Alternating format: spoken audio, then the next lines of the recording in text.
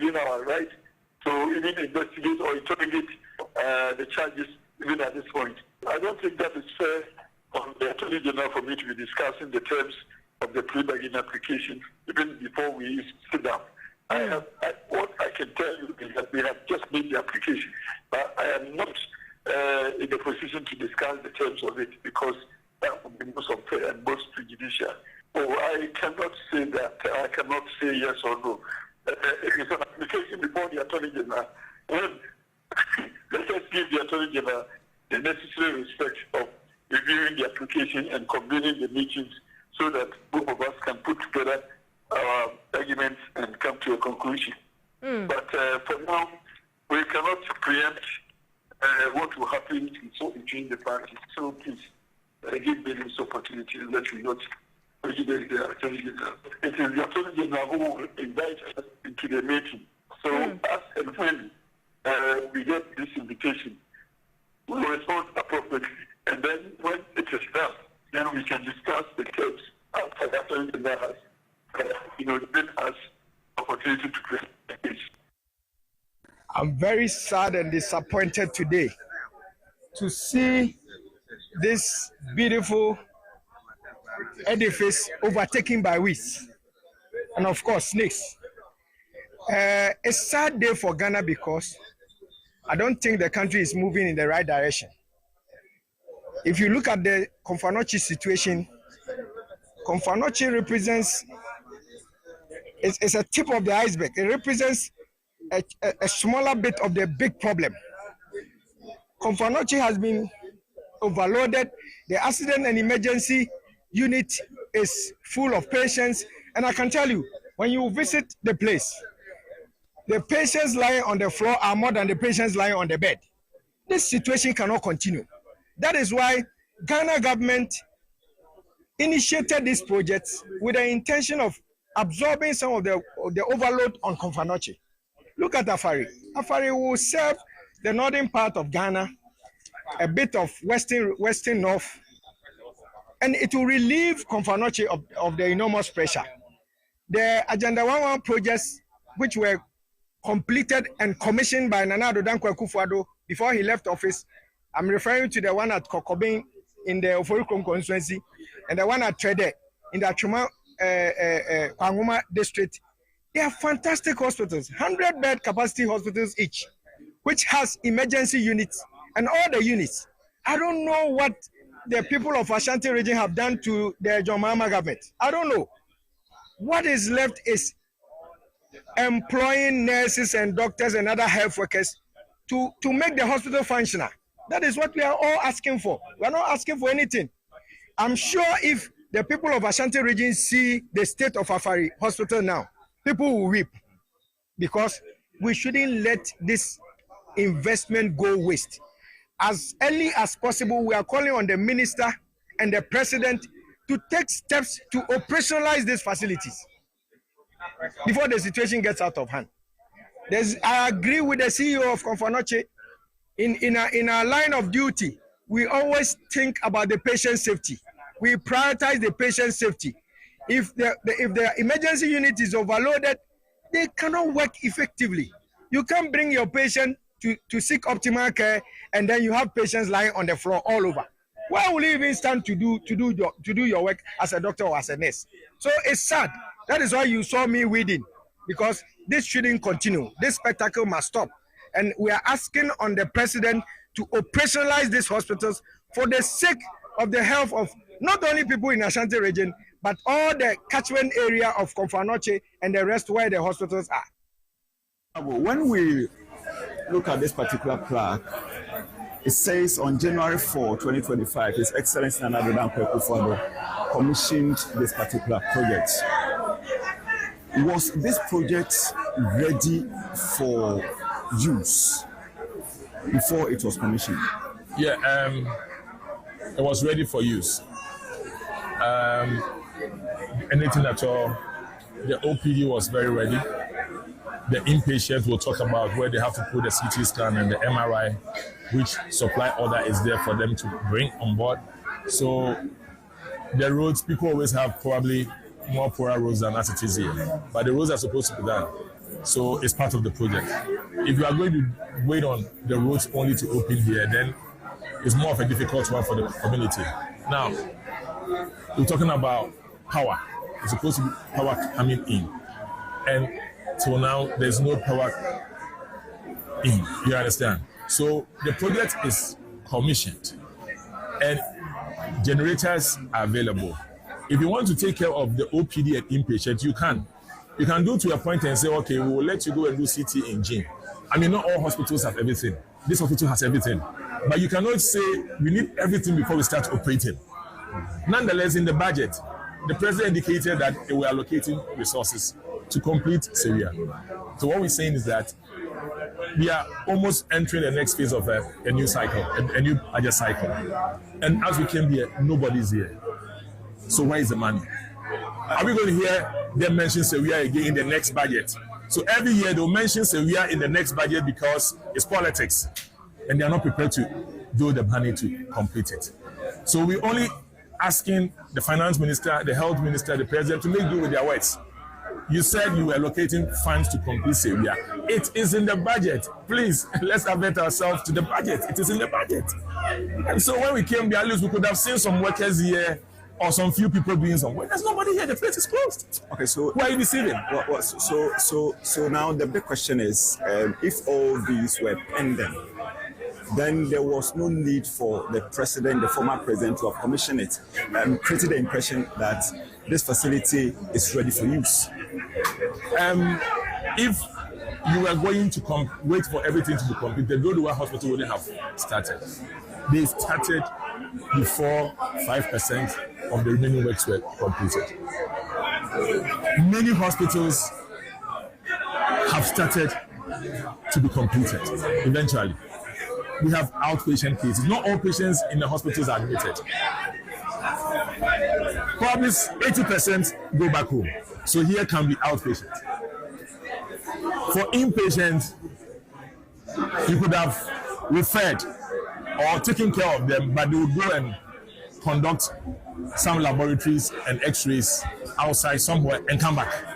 Because not all private hospitals have one-stop shop, but we have been operating. Do you understand? Mm-hmm. So you cannot say, let's complete this when the people need healthcare. Especially where you know that if you open and bring staff here now, today, you can start OPD. It's another form of service. Do you understand? The isolation centers are there, 50 beds. Ebola and Co. When there's an outbreak, you have a place to bring them in. Nobody is saying you should get Ebola here, but it is preventive. So you have a place. It's still closed. As I come back to site, in the health, you know, you heard the Muslim bit maybe at the Amaya because of side injection. So we are, and then they have said this year, and they are technical team. Is this a way you build that? You want to be a madrasa. Okay, with the idea of that. There is a Muslim build that quite be channel. Say cameras were evidence for some kuchano or man commission. Nana Muko is a dimbo commission by Nana Kufado and supported by Wofa. Where's that could be a your face?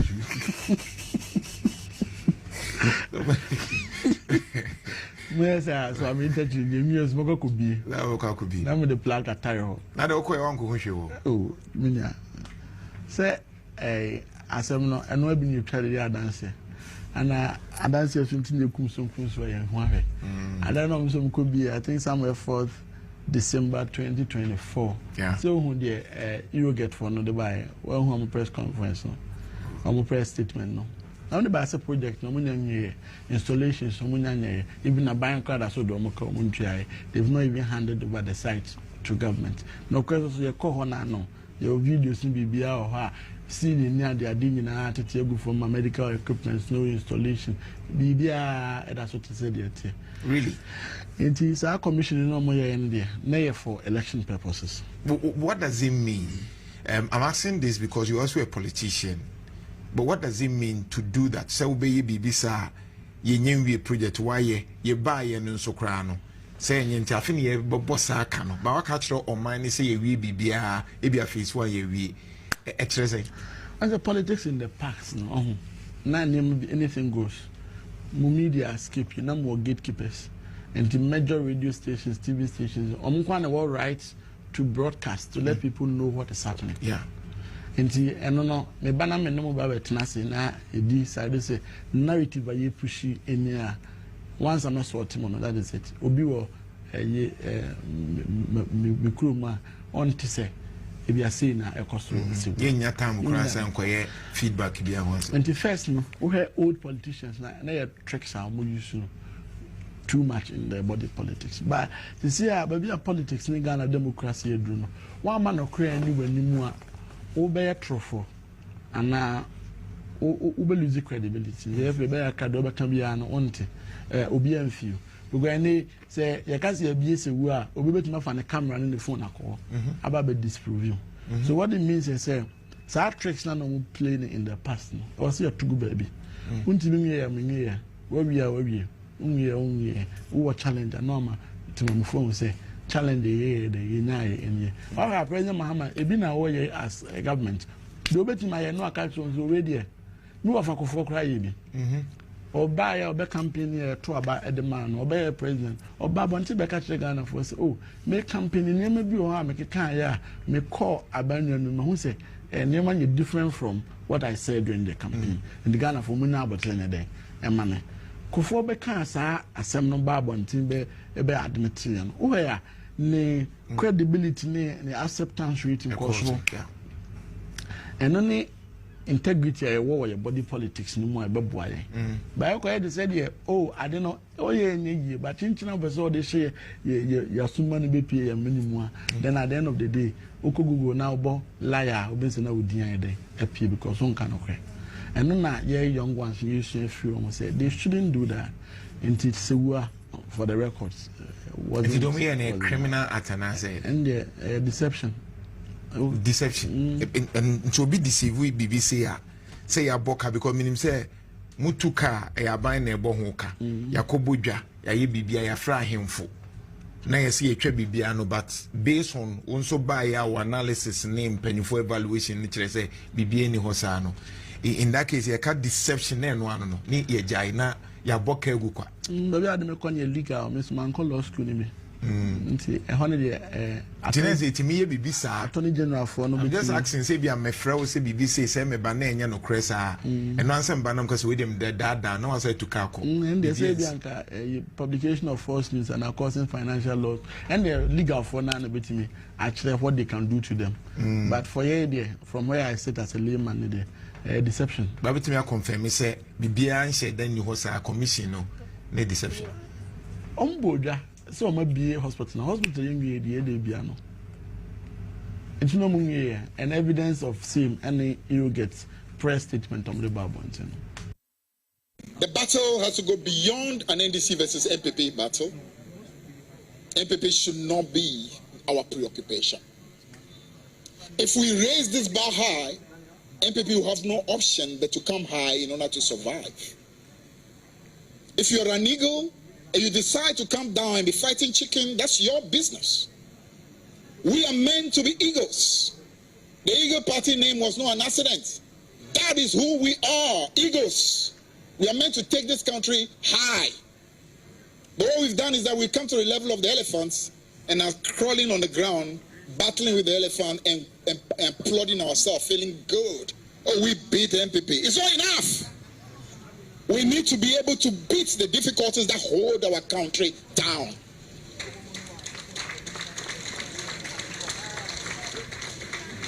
So, comrades, we want to thank you again for joining us for this great anniversary. On June 19, as Chairman said, we'll be marking the Cadres Day. I say all the time that all of us are supposed to be cadres. You have no business being a member of the party if you are not a cadre. I don't often like it when cadership is made to be some exclusive club. I don't agree. Because that's who you must be. If you're a member of this party, you must be a cadre. Sorry, you can't be otherwise. And cadership simply means commitment to your country, commitment to making sure everything is done to raising your country, to making your party great. That's all it is. But today, some people say we are not cadres. Cadres also create an exclusive club for themselves. We are cadres. No, all of us are supposed to be. Every single one of us. It's not just meant for a few. So on June 19, we'll have the Cadres Day. And June 22, I'll be right back here, first in the morning to celebrate the anniversary of the founder on June 22. And then in the evening, we'll be having a lecture. And the lecture will be addressed. We expect the program will come later, but I can give you a little hint. Comrade Chachuchikata will be addressing a lecture in the evening. And we are also happy. Every year when we celebrate our 10th, our anniversary, we remember the promise of our founding fathers that there will be no coup d'etats in the country again. And we have lived to that tradition. We can say confidently that we will pass over this democratic governance to another generation and to another generation. Our founder, our former president, my late father, His Excellency Flight Lieutenant Jerry John Rawlings, reminded us not to mimic the habits of other parties, but to stay true to our principles. Because you cannot put a price on your principles or your values. And when you are standing firm in your principles and values, it's difficult for someone to monetize a process and to actually undermine a process of determining how we govern ourselves, how we select our leaders. We have to be mindful of the fact that if we keep our people in poverty, we give them no option but to rely on instant gratification. We have a duty, especially now that the NDC is in power, to ensure equitable access and distribution of resources, to ensure humility of persons who've been placed in positions of authority, because all such persons are stewards. All such persons are servants of the people. Everyone, per the Constitution, everyone, from the president down to the last appointee and elected member,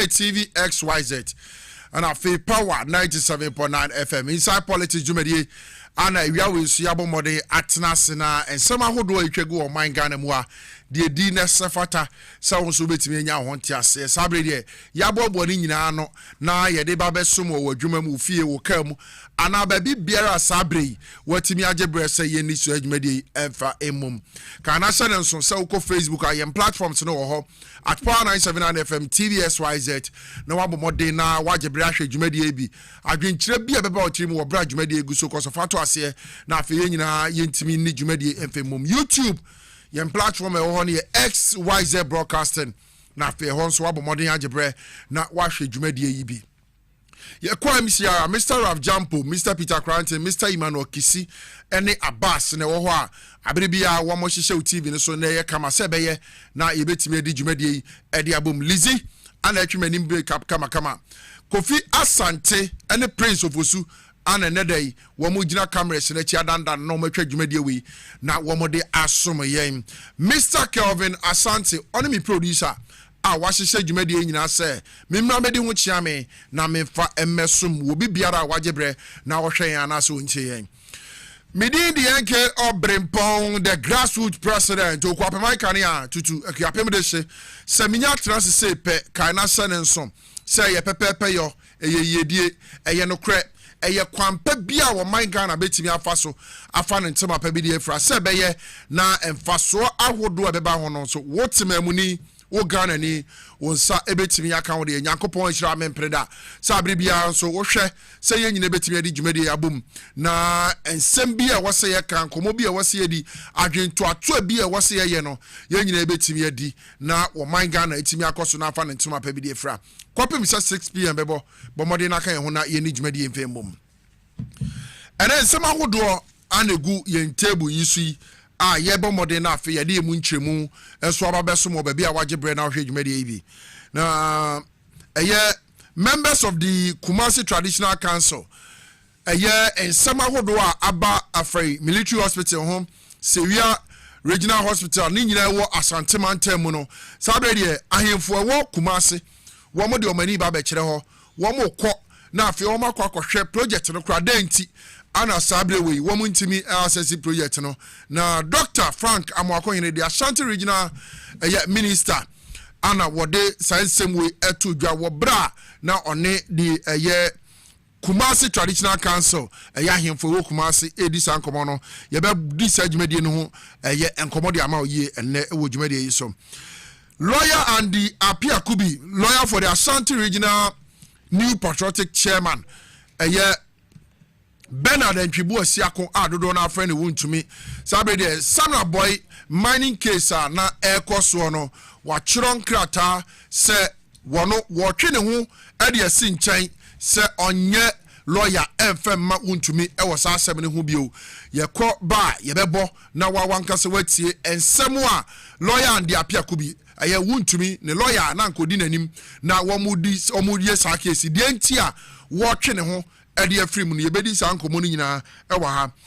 The Speaker of Parliament, Aban Sumana Kingsford Bagwin, what they are to just say, even said the Human Sexual Rights and Family Values Bill 2025, your friend, your tie friend of the anti-LGBTQ plus bill, no. Say, my penny in social CNB, Yemrakranwa, still now, one more bet me, BM no mashim. Ahwe se bibia enkoye na wo masiesie no se be ye na sa bili ni ani suade hunu a e wo se ni satimika no na ye nyina ye satimi aka e wo man Ghana mu a me na wo ka say the 2025-2026 light crop season cocoa global price no akofom e de na cocoa board e de abetu dwa se cocoa akuafo wo mo cocoa price no wo mate so anase womonte so esan say world market and global market no price of cocoa asan ya bafom bio abusia sensemi ni de aka ana ye bomode ne ye de nchiremu esene fata ba besomo ye beda ne ye ho aba ye ba pe ye to adwumadi ni so de ama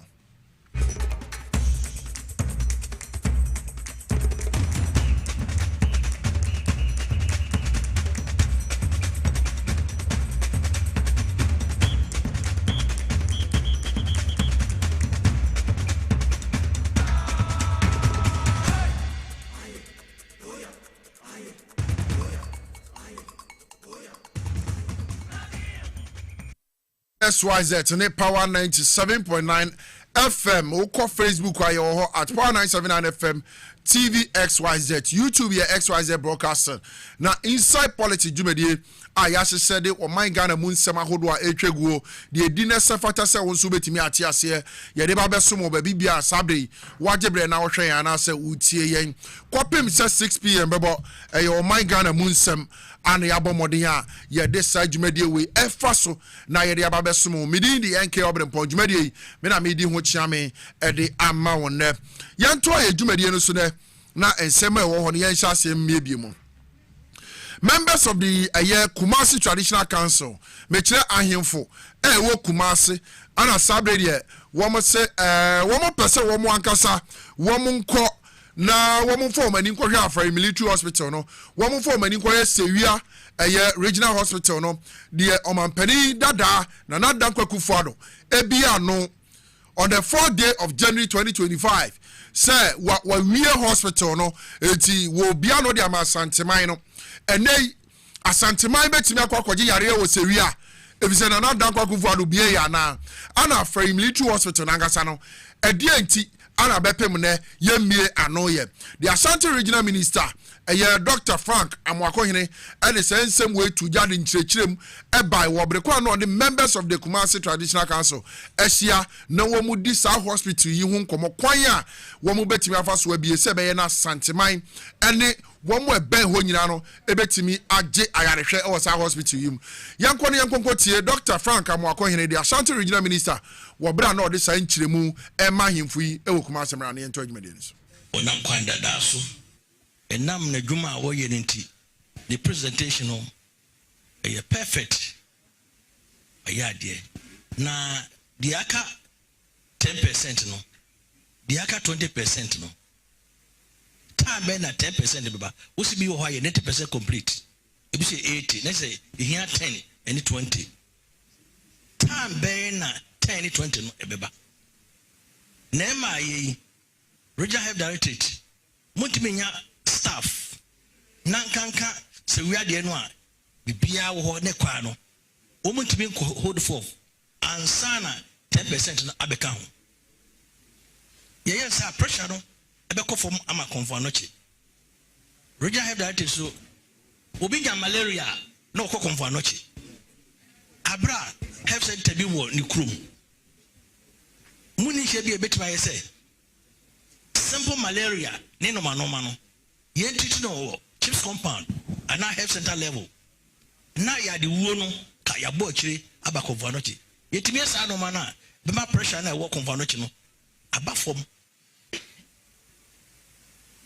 obehwe so sewua ene afere ho no enfidi ade adwuma no ye de bia begu ho yenyusu ye nyina no esaiba etibedi mfie du ni ebetiba wie ni ko yusu afide no a endi afi na afide nyina asai enti fide no gu ho no ada ne ma no start adwuma na yempe emo afoforo emaye dwuma no na enkoso enti ebesre na wama omampani aso ate se ni mi edu se wia e dia afare ba ebeboa soja fo wa ebi se wo munya chance wo beka wo bi aka ho ka wo western of kwano so no e ko afare contest area e ba se wia na kene e wo fenso kwa so ne bantuma no ye koji nyeke no ani into honorable minister 10% 20% no da ben na eba eno ne manana no masonte na de oka ye nyina se 80% 90% no control fee o si misuma ni mani na ka kira nyame ya adwete kwamu a yensre nananom ne nyina na wonko na yenkohwe na ye di ye mudro no atawachi na wo ka asem a mampede za na nananom nyina atawachi 20% no wo busia kura na ye den yenkope ne yemfa meye ma afari eni se wia eho nto no why is bebe wo se wia akronfo atete ebi a James ono abo nim ya tete why is bebe ya twetwe ni nyina firim ti enso momo ni nko ti de nanam kan se konfo no chenko asua no ma no a ni kombebu so ehwa ahwe abehwe Regis be 10 plus wo be free Burkina ni no ma it say afaridie be sum na se wo be sum a ebetimi aboa ti nananom ade kuma so ade ne se ena ni kiri ya fato mampani enum se die sketch bia no omobodan kopo bi na onfa meboa ma aferi eni se wu a emeji load na e wo konfa no kini bi enti nananom kakra meka afa we hu no ekina nyame ya adom ne se yehu honorable regional minister de ya yefie ni kohwe ye wo ayido prajare de ye di akira ye bewu you tell the obetwa ne sesi a omu nsumero no enti regulatory body bi di ho ye betima ye na regular prajafo no ya control mu ya anya saa de a ye nyina ye bewu o di watam so de befu a ubo aben a wase na kuma enti honorable minister ye best say oni Kumasi mayor dudo na wo ha prajano so betima nya task force bi do control mu a ebeboa ne basa no a accident na ekoko no chido eso beti omu edi mu fa abosa kwa 50% no a na abu abasa 95% na je say edisemo ba ti mohwe ne mutu no ho anamomaye. It's members of the Kumasi Traditional Council ahemfo ahodo ewo eye Kumasi ana womo ekasa defa aferi military hospital. His Excellency the President John Dramani Mahama the first time or so from 2014 up to 2016 or shasiye say we see edi aboa asantema ene sewia sa hospital ni hospital kesia eno betimi aboa na Kumasi ana Asante region ebetimi aboa meba no ayare hwemu a nenso babia omampani John Dramani Mahama wo ye hospital ni disi ye na ebiadu 80% na ebiadu 90% ebepim enede ya mene ode ka sei na nado dan kwakufu ado betena wo manyimu 8 years asantemai ane mane ye mampani omampani bia wadi kuro we so eya asantemai Asante region quote me ma MPP vote over 1.7 million. No, the Ababa Mampani. In 2016, Asante region, go and look at the data. Asante region, and a ma, Nanado Dako Kufado, Ebeye Mampani. In 2020, and you're one in quite of us, Odi Mampani. Wabetina Konyasu 8 years, 8 solid years uninterrupted. After military hospital, SC1 80 to 90% complete. Rekufado anko da. Nana mwanka sao. Ayefu ewo Kumasi a ene mu mwanni wu nkomo da. Ana sabre na munim. Sa mampani John Dramani Mahama eja afari esi wo. Waja sewia de esi wo yene. Afei na konfanoti choki anda na nabda kwa kufado ani Alhaji Mamudu Baomia asante hire otumfo osetu oti kokoso abebio na mi bodi kasem wajiji ye wo kroma no sika se konfanoti na ewo no asai atetia prapansam konfanoti ye government hospital na nabda kwa kufado ye mampani na Alhaji Baomia aye na bedi akire na nana ohimpon kese otumfu ose tutu ababi otoso mienu na osresre sika oyele la sulala mo meboa me mabusua no mo a mo wa brochire mo a mo wa Ghana ha enwuma mo meboa me wai na me konfo no tie a edi mi madese yade no esa mo yade no konfo no tie asei na dan kwakufa de mampani okromo a na Alhaji Mamudu Baomia eye mampani abede ache wo kromo a edu se campaign Baomia se campaign ase okwan no wono a wo ye vice president woni na dan kwakufuado a eye o masade ese mo be ye konfano tititi hospital no Baomia se ono a 2 billion titiska no ene 200,000 Ghana cedis etu oni koma otumfo se otumfo nye no fancy se konfano tititi hospital na muni kromo a otumfo nya sika kura wo kra hospital no woni amade fi abrochire ba he no ebedu port no na dan kwakufu ado ne Alhaji Baomia se otumfo ntua duty ye etuamu mane yi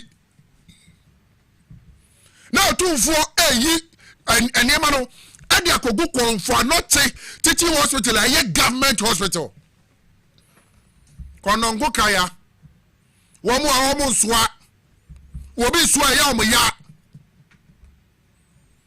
ba ne nyina ayemfi manka hwe mo misasam bia nana na nana da kwakufo do timi ko sewia ekofra ahemfo ene mpanifo ekobia hospital na light nim sewia enei under the NDC under the president John Dramani Mahama under honorable Kwabena Minta Kando what they are to just say by the end of this year omuba yesewia etimu yesewia plaque na da kwakufo de ko ba hono mo be wire na mba ndai hospital mo be commission ni bio anana na do commission ni da 3 days na do be si for me say mampani na MPP be fia bem 3 days anana na do dimirika ko sewia ekogu ni wani ma sesa no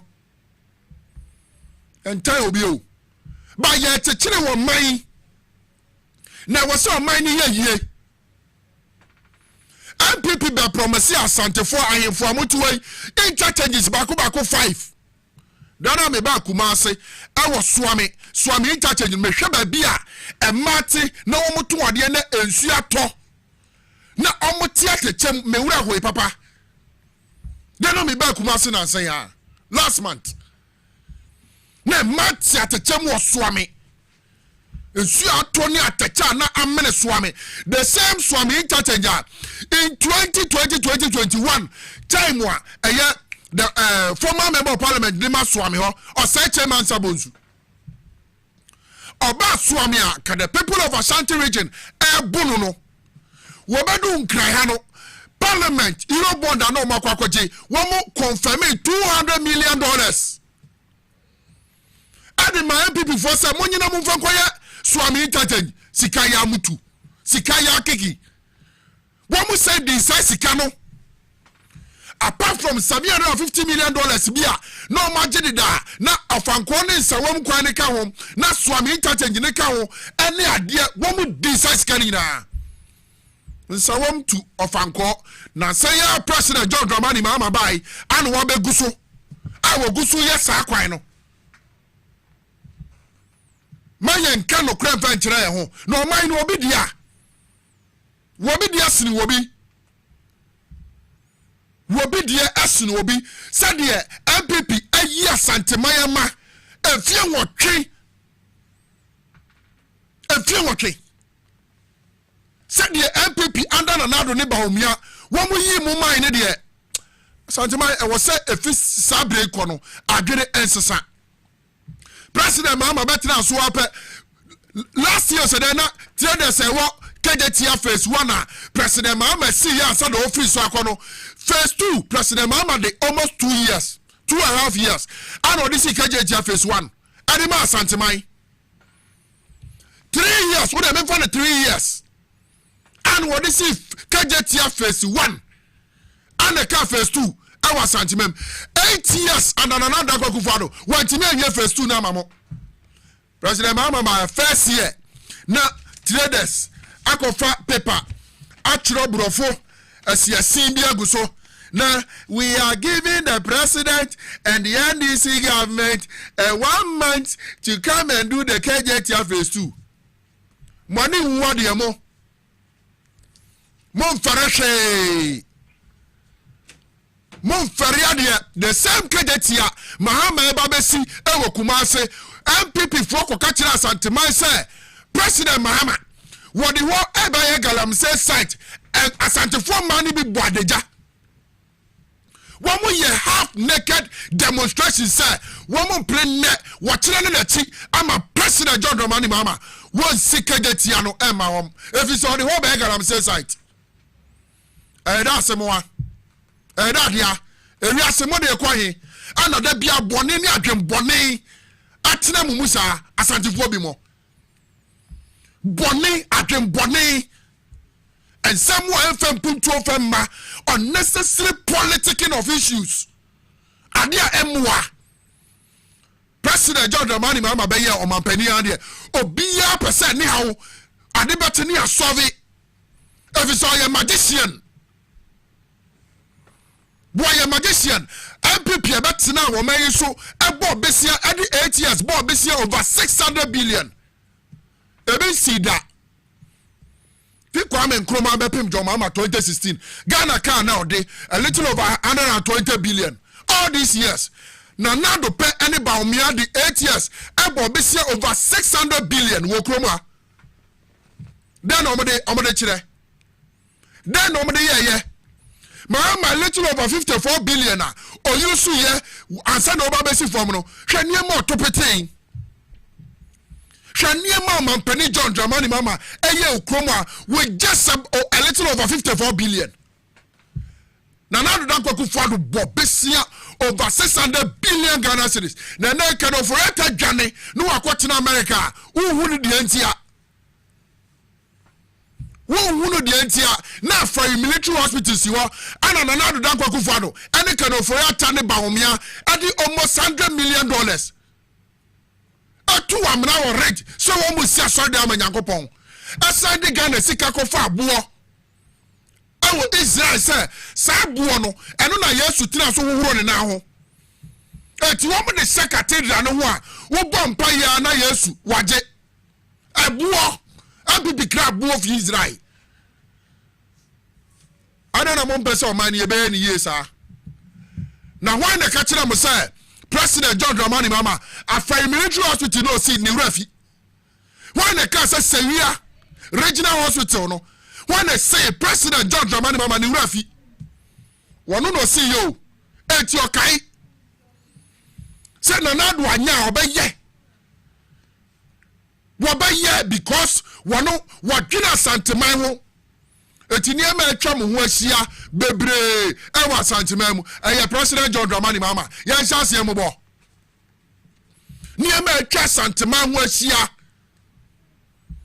eye President John Dramani Mama we ya santeni hu hwem sesi a hwa santeman mu eniema ben papa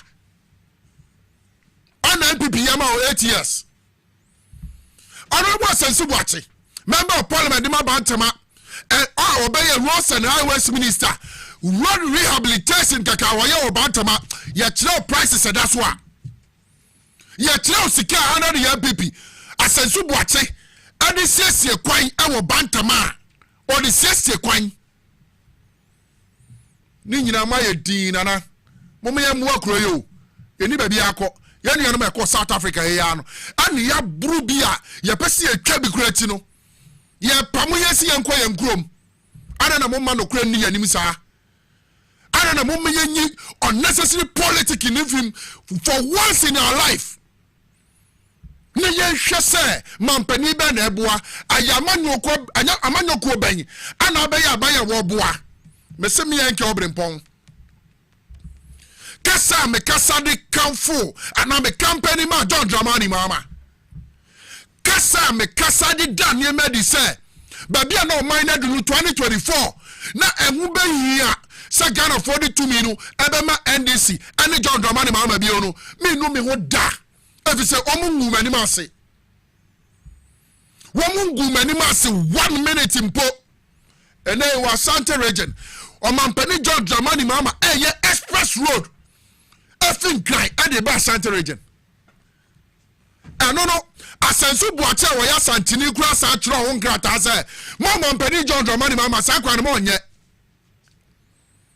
ni nyina ayefuma yedi monkasa but bibi ketua bi ana beba oba John Mama side a bibi ketua bi ana be su NDC side a ana ye nyina ye timi kasa ye beba be ye dede adana na na dango kufado ye mamo ayade adia asantema me pesa me hunu awa santema mu adan ana 8 years under na dango kufado adana ye wa santema mu ayade adia momfare sa modi sa enitie modi opepa ekotu sabane ma MPP ni na dango kufado efie wotwe that you don't even have anything to show 5 interchanges me challenge obi o wa santema mu say interchange and then another Kufado. What me see wo kuma say on recording video no first sanimra. One interchange. hwɛ soame sika oma di wɔ soame ho abosua me ato adwumadi no so mfɛma wo man na bɛyɛ o nananom kutamena mu ba no man Ghana ba bia do na bɛyɛ ya fa nya unnecessary politics bio ya fa to me and fa ma one more baba di o man na wu bio besia bia ni wana na do amobi one ba omia ne kana ofori ata besia bia ni ho wo mu wie enkokora na mere wo kromu a wo mbaji wo musika sadi ye wo mu efa hu ye for the first time in the history of this country na former chief justice Sofia Akufu no what MPP mreso na oya packeting wo finance ministry say can of ratam fan sika mano wo mu fa former chief justice na sika wo mu anya heart attack wo mu ewuye anda na dan kwakufado mu ye sade ye ko IMF asade yi levy to yanso covid tax to yanso betting tax to yanso emission levy wo bi ka to wusie bakura na MPP je ho tax yo kromo na sane ma na nsibio covid ba ye je tax wo kromo ni ade machine yesi airport uko $150 bepe mo na MPP ni bia meka ntrem say machine ye dey see airport age $150 no revenue say na generated di ma o man no wo mo fa figure na mra na sika no wan oyene ba bia o man no adu no me say sanya yen ananya ba bia modu na mba enjo kra mo nhase ne sisa madwene mo nhase ma no kra pia tu manu mo mra mo nhase mo nyina santema ho kane mo nyina Ghana ho kane mo ma no kra ni o manim no matter the party say young people say young DC tell them the truth mo kan no kra ni jirom na party bi ba asa santema krokro party no asa yende amu nie dan ana oye dem awo ada no ema abusia ma me charge me dey so fa ma wa ha lawyer Andy Apiakubi no ye lawyer ni Penia wodi Bernard Ntwibu Asiako the Ashanti regional chairman for the MPP dodo na friend chairman wuntumi ni case ekoso Sama Boy Forest okowura mining awodo ne niema ekoso on the 3rd of July court assess or the judgment ba no lawyer Andy Apiakubi wa redro wa twene ho afirimu say wonye on beso beye wuntumi lawyer bio wodi nsam yi atudwa ewo eye asempa yanko na yanko tie lawyer and the Apiakubi wuntumi lawyer na ni case Samuel Boy mining na asem no ekoso wose won beso beye lawyer bio no yentie ni nsam odi tudwa ene die nti a won beso beye wuntumi lawyer bio we wose asem no ye be beto aso akame picture say wo be back court no abehwe proceedings na ekoso no. In those cases, I can share with you the record of proceedings in the cases. But Nkrophobia Bontin, can some referring to more, but can we honestly convict on the records? Now, I know the NTV code anymore. Fortunately, the records is what is before the judge. Yes. If the judge will not be minded. I always cry that I pray that the court is a court. Yeah. That is my prayer.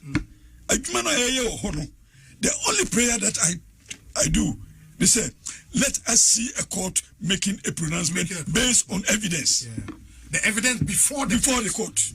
And not what is outside the court. And not at the whims of somebody who is outside the court. Now you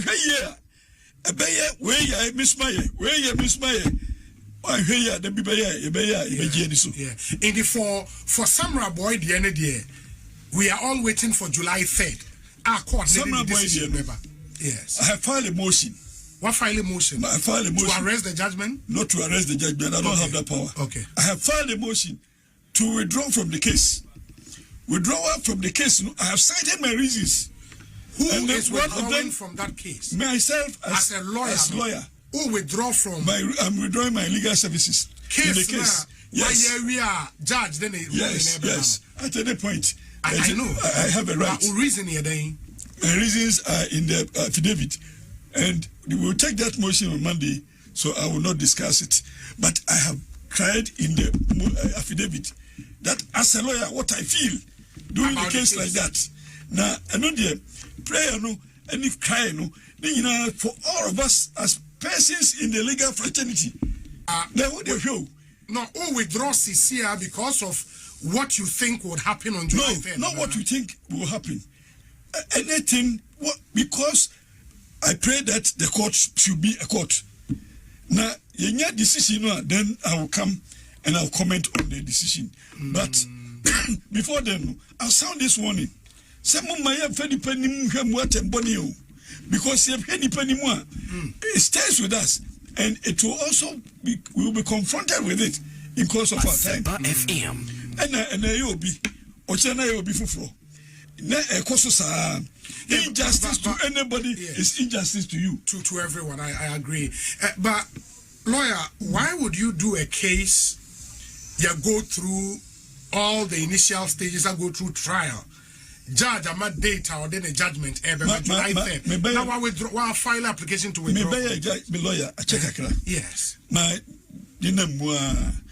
share proceedings are okay. And it said me who sent to be a free abontia. I smell it. And if so cases near my days of proceedings. Was it name was it notwithstanding? I was over. Or chap at day.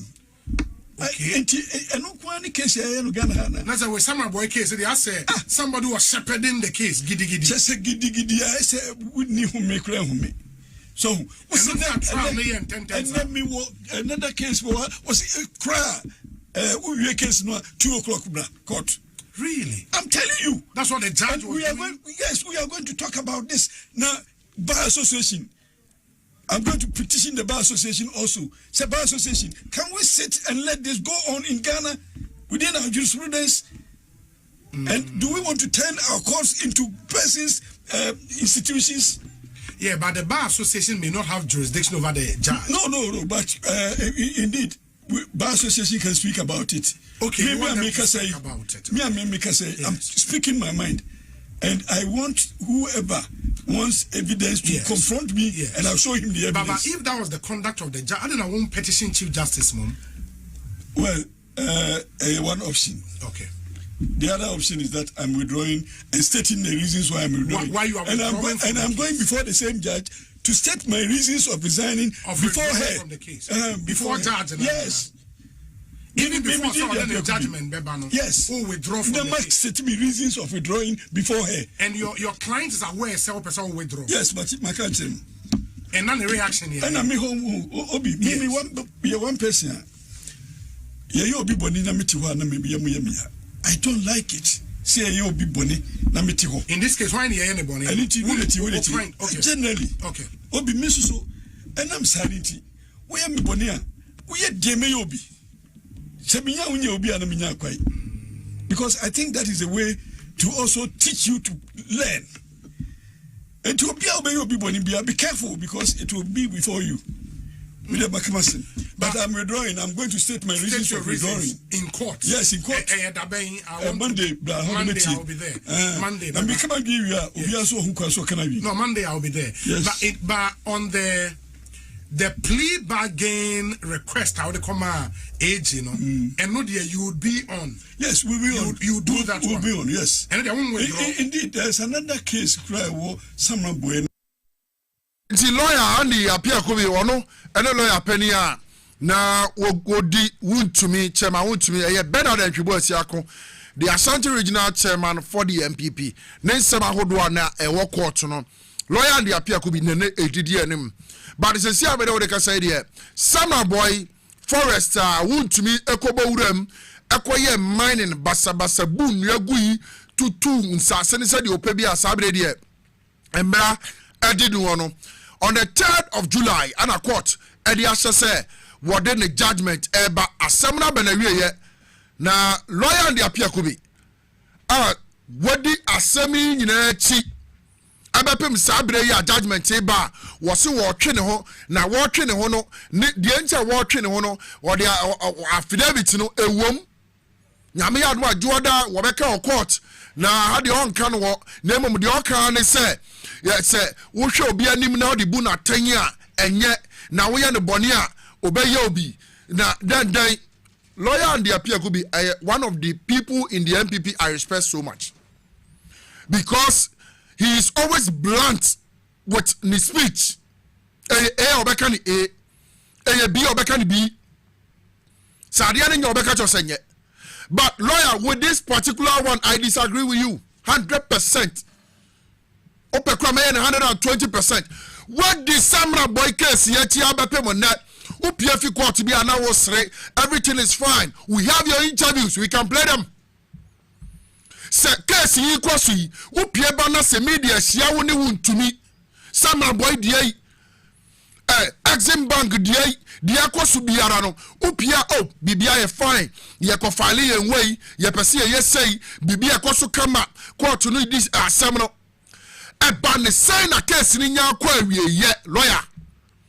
Not judge and now court any data say on the 3rd of July. So what the judgment judgment in Ukraine my judgment in Yamayo. Etulaya, Ediana William Bonnie Mayobi, which will be any now the Buna Tenya. Size seminar working Canadian Tina Okaka Seminal, lawyer and the Apiakobi. And our judgment in Ebano lawyer, wouldn't him the Dana. Wouldn't the Abamesi. On the 3rd of July, lawyer and the Apiakubi, unim de Bessiana, unim de Yabakatre, wound to me ana. Anutina na idea, what done who? Now who blame me, and a court to no crown, one would be a 70 giddy, Messemi Asamo Acronoa, was who we are about 2 p.m. Yabatina so court. On my name, be a woe. Lawyer and the Apiakubi. Say Ghana to one, your name be a wa, Sasam Sia. You did 5 years, Bedio. Obi Akokunam Ewa Forest mu. You are jailing 3 years. How many days you did in Assam? Okobotio. Kokum Bushmeat. Ewa Forester. Yasimo Nkom. Ya man warning wa home. Oh no, yes, Bratia. Esen kom kokumunam. 3 years you are jailing. She and some sikasam. Who to me alone. Sika samne niema who to be ayo kroma. Yadina sema ye and you are saying asamne kwantamno almost for seme ana me enokrati mefi kuma mefi baby amewo mabetena kra said ya bere bia omo frefre case no lawyer ye ne mra bia wo kroma o first na asamba dawa 20 years 30 years aban na ya na asem no fo say sambre ni wo bia wu if say you to na order on o mani abre wa hu say the omoto about 2024 if the NDC fails to do the needful they will punish them me makatro me what TV so what TV XYZ what power 97.9 FM my 3 top policies of the NDC. The 24-hour economy, the Women Development Bank, and the Operation Recover All Loot. For all the time we are making these top policies, say me discussing with TV and now radio, so course a buy inside every time be our topic over 80%. Every say, Wabras, Honorable Samuel Okuja Toblakwa, Martin Kwebu, Mr. Domlevomo, Womuti Ora, no one corruption-related cases. Chrono and we dream Katasisa Proyekan Kai, I course one of the MPP, no, with just about 36 cases. I want to share Mudibatu Montano, one Mrs. Ghana, so about in the Sikawa, MPP pass officials who are woman real Sikanwa, Ghana beg over $20 billion. We am so. Now so much on my under the MPP, much on my Ghana sector, and the call IMF, acquire a bailout of just about $3 billion at the harsh conditions. About two on my Ghana so. Ghana adjustment in our utility tariffs every quarter of the year. MPP for lawyer. Sa semi ni ematina wo meya no phone. Wakako tu Samra boy obianim se wuntumi adwuma okoye no no ayede na ya twan assembly ba na wie ye judge ne for na no kura said that for na no dey some to just say me judgment ni and lawyer and the appear could be an lawyer and the match ma to me no you started being furious. Are you scared? What do you know that we don't know? You are his lawyer. Remain his lawyer. Not judge, effort to OBBC assembly, which was very important. That if truly say another court Emma or frustrate you and black court by force, why didn't you petition the Chief Justice? I don't want one petition judge and how much Chief Justice. Said the judge were ye dear Debbie, I'm working no. Say case yes I earned it and a judgment table and a lawyer by this time what over them catch the say won't redraw. Because unim say court here won't to me we do say lawyer and the appear could be no a super form because I case I will lose. The quality evidence is that court na nimu there and some are witnesses about dear tia won't to me there and by all means bibi babesi etiane meyi me ho afrim die duwa na so no kura no case no wan ka woni awie etianye lawyer and the appear could be we understand some of these things lawyer. I respect you so much because you are one of the people you are always blunt with what assembly what kind of pepper, but with this particular one, lawyer and the appear could be I Obrempong, I disagree with you because you are trying to say over to Ghana for any. Now Mbua or my way democracy. They would to me I yo kromwa. Na me a jaja. And I would to me ba me wa. Me Obrempong. Who to me some kosi some ya jaja. The who to me aye why na ye ne fe why na ye ne de e wo krom a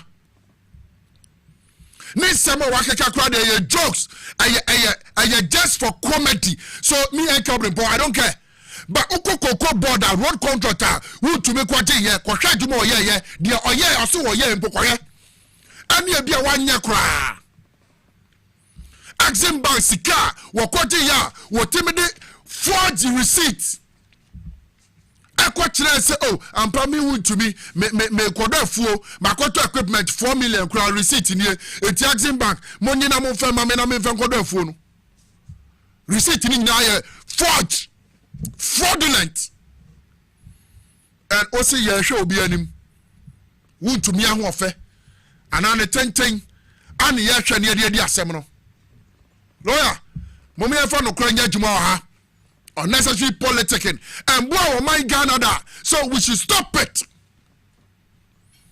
I'm running wood to me. So what you come now wood to me and Yama Guano, and this a wood to me be out to Monjino. Nemo man pay any evidence, say wood to me at this Abony way, and Merano any wood to me niffy coffee.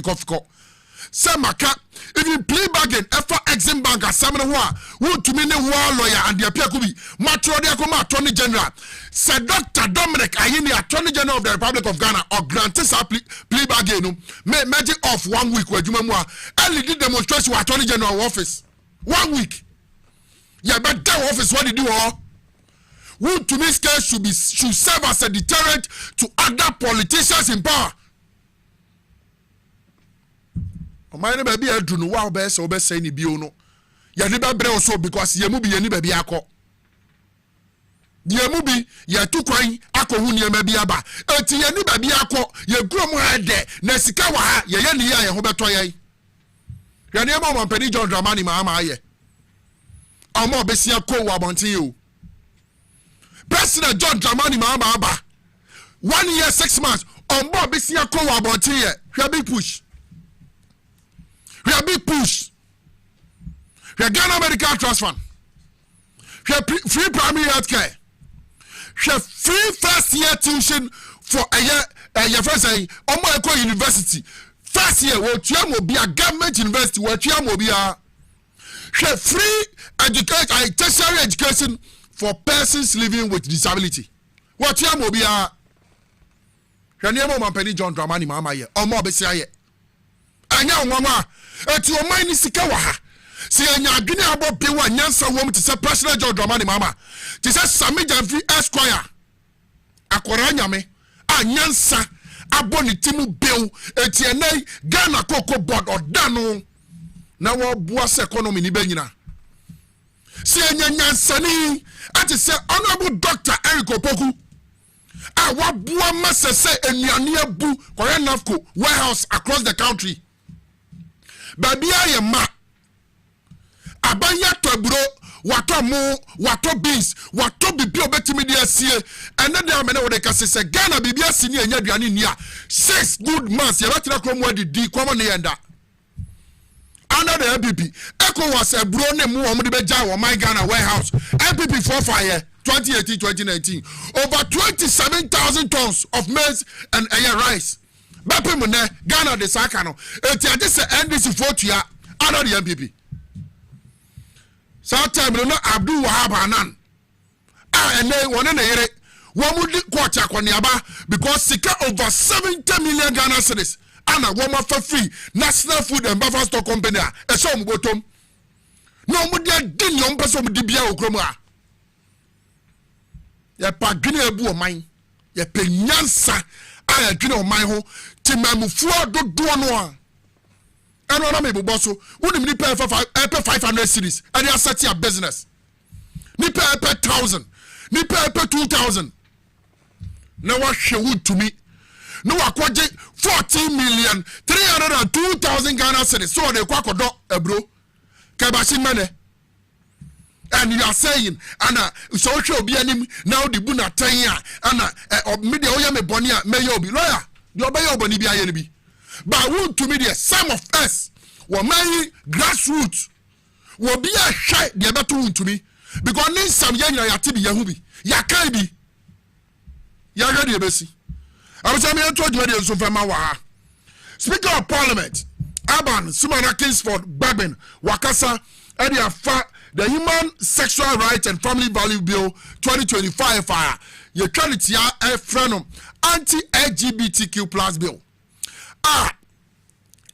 Na sebejan for the omo sa hyasie asabre de nka de omo twan ne se omampani John Dramani Mahama President of the Republic of Ghana wode ne nsa be hyasie na nka ba be yemra na efi na kwei ba ma ne wo ba ma edane e chewa punishment e ho ne ye de be ma wo ba ne wo ba dane e chewa punishment e sefata ye de be ma wo na so minority ati aginam ano Billy ya wacha no dodo ayemre the ankiade ma koma ekufu ado no enya no akura ni ase we de yayi ne ma free mu dodo yayi amendment yayi deletion yayi den exemptions bebre. Speaker of Parliament akasa wasi sabili kura no se mampani John Dramani Mahama de nsa sase na be ye mra ebetim kura sabam na se bedwam na niema bia wo mo pese mo fanhyem no womo de asisemu enti sade ne de eda wo se abribia no wo betimi asade wudwuma wo kan sasemi awo bra na Supreme Court edin 150th anniversary na on Thursday 11th day of June yanko tie the Speaker of Parliament Aban Sumana Kingsford Bagman ni semi or the two jade for anti-LGBTQ plus bill no ya be beto me this amount where some lawyers came out strongly to say that by the Constitution, once a law is passed on the floor, Parliament is functus officio.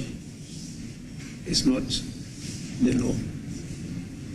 Because we have what we call post-passage process before you send it to the President for assent. And that process gives the opportunity for Parliament to reflect on what it has passed. And that is why in the Constitution, there is no time limit given to Parliament after passage to submit to the President for assent. And on many occasions, we usually identify some inconsistencies or some errors, and then we go back to the House where they refer to as second reconsideration stage. You use the process called rescission, a motion of rescission to rescind the decision of having read the bill a third time, and then use that to to do it. In fact, we are very soon going to use it in connection with the Ghana Investment Promotion Authority Bill, which was passed in March. And so we have that process of self-regulation or self-correction. And when you now go through that, we also don't do it alone. We also have even the assembly press, where you need to do the gazetting. And so our process we do here is called markup process. And then it's now sent to the president. And so some of the bills, in fact, all the bills are to be signed by the clerk. And those deal with financial bills and all private members' bills, after him, they have to be sent to me. And have to go through it and make sure that everything is in order before I sign it, and then direct that it be submitted. The Constitution says presented to the President for assent. The Speaker presiding says the bill is read the third time as passed. Parliament is functus official. Right Honorable Alban Subana Kingsford Bagman Ono Anna Oye Mrasebedwem Speaker of Parliament and one of the sa semu nyina etu jase e wo se bill no ya pass we are ye betimi asan hwem na niema bi wo ansese bi wo epese ye ya ye de ensa atika na ye kama se beye na bibia beye kama se no mampani John Dramani mama wo de nsa atimi ahye sa bill na se enti se sa kwanya no wo ho a wo mu betimi aye sa ahye ni nyina kama asa no mampani John Dramani mama ere nsa ahye mehunu se me aka se mehunu se asofo bi aba ana o bill ide ebi okro mu redi o asofo ni bi on redi na we de emwama anti LGBTQ na ye prevent no free ho enti no ye ubisa ne se de na wom de na wo bill no mu a emwa onim but ya kama nati ya de din komo manate enti mahunu se asofo bi na o ma sori aba we de da bi yampene emu omre dodo ma ubisa ne se asofo de na wo mu emu emre won se gina no hwewani ya de ya hwehwa ne se ya maame awo ne ye banie ba sebejomfo madwuma mu nie Right Honorable Speaker Alban Bagben wadwuma mu nie sabi ono ahode bi asana fata because oman we amamre ne amane emma ho kwan se bema ne bema beda emma ho kwan se wo ba ne wo ba beda wo manya o ma de o mo mfa nkina mo abro chire wo a wo pese wo ye bibia so play na wo no funa ko countries o ma je atum ade ne o ha bebrebe wa obosumo no betre wa kire na chiwade ko yem pesa anya utan maka mene nam ho mpokua body esisi body so ma fe na be ma kote ba bi friend nyonko be ma o je dian de na ohwe no ba tafre ni nyonko ba o je dian e wa brabo we ma wi awo ase de na wo je e de ban ma bronsam kwan no yusu yen sa enai niema pa bebre o wase ye but e was say ye yusu ye energy na ye fight o anti LGBTQ+ enye ye ne dan ane ye ni age ane ye so wo kromu a na ebi no moka human right ultimate enforce obi honorable Alexander Fenyo marking minority wo bi chusu so obedo obema ono ne life ejina man sign no tina mo pass say mam na na dan kwakufu ado ansan na mo de koto mra hye bedwem no ti ya de hwa ne say bill na ready o man pani de ne sasase na be mra wo kromu a abusia ya twadwuma de no so de amawa cocoa board adding crowd ya ba betuja another year on the 12th day of June 2026 na nsema ewo no me yan kan wi ansa ye wi a na emu nkyiremu ese na fata no ya nyina ya biabiem o say for immediate release government maintains producer price of cocoa for the 2025-2026 light crop season amidst global price decline. Headline is Womampani announced NDC abayi ebua wode ma cocoa akriafo 2025 abapim 2026 even though sesia womoka say ukwa adwaman so a cocoa ne buona sayatia ba from. Baby ye to cocoa na ye koto ma no. E buona sayatia ba from but abai we say or maintain price na wodi ma akuafo no onte so. Se gaman so kura de no so atia wono enyade a wo beti so e de ama akuafo nti yankan ne ewom ni yemra. I said the government of Ghana, through the Ghana Cocoa Board, has announced that the producer price of cocoa for the 2026 light crop season will remain unchanged despite declining global cocoa prices. According to a circular signed by the Deputy Chief Executive in charge of Agronomy and Quality Control, Dr. Francis Barr, purchases for the 2026 light crop season will commence on Thursday, June 18th, 2026. The producer price will remain at 1,241.76 per load of 30 kilograms for grade 1 and grade 2 cocoa beans and 2,587 per bag of 64 kilograms gross. Consequently, a ton of cocoa equivalent to 16 bags will continue to attract 41,392 Ghana cedis. The decision underscores government commitment to protecting the incomes and livelihood of cocoa farmers, even as international cocoa prices experience a downward trend. By maintaining the current producer price, government aims to provide stability and confidence to farmers ahead of the new light crop season. The announcement has been communicated to key stakeholders within the cocoa industry, including licensed buying companies, that's the LBC's Cocoa Board Management, relevant ministries, and other sector players to ensure a smooth commencement of cocoa purchases nationwide. Issued by Public Affairs Department.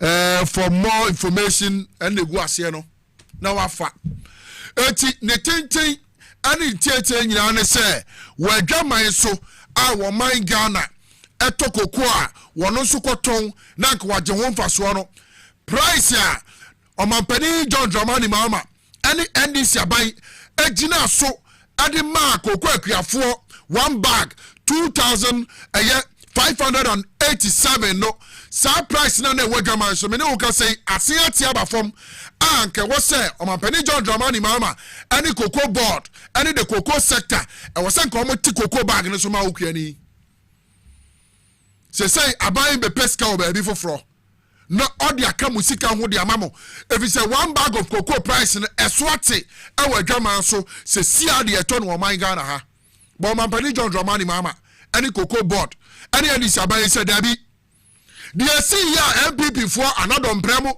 ekochi nguramu a owo tata awomo ekosi jama yabo osofo yabo ubetimini yabo elese ubetimini yabo elese MPP for ubetimini yabo enso woman timi anye koko ho hweda 2024 na MPP for ton one bag of cocoa wagama so 9,600 oba obema hu cocoa kuani no 3,100 that time no. Now one bag of cocoa 2024 na MPP for nya 9,600 oma cocoa kuanino 3,100 every bag of cocoa MPP for to wo cocoa kuanino no mo mfa so 6,500 and then say price President John Dramani Mahama ni cocoa board for womo edituam from last year 2025 MPP meneno and then say price no kwete sanka cocoa a so one bag of cocoa 2,887 one bag of cocoa. President John Dramani Mahama said what the 2,587 amount 81 bag of cocoa beer this time around one more ton abiding for so 300 Ghana cedis and no they talk fertilizer amount and no they ma withdraw would be good phone so ase every time near ton fertilizer amount wabreko na cocoa bag back be onya 6,500 edi free ho meboa bisa 1 pp for no ye pa dwene pa ebu man ye pene Ghana na nakoma so ye pene ne ye niema wa yese wo beye wo man mu no wo ti na mu ni benya ho mfaso John Dramani Mahama NDC aban ana omgu so omoyama no eti yati koko so but president any NDC aban ni koko board say price a womde ma no wombetua ma okua ni se beye ne be sewden na mo ni da so no wakoso no waye wadwuma no abuja enko victory garlic mixture for emra enu omoton kwaye fa so aboa sayare wahodo wote wudi o ma kotobi ebebo apa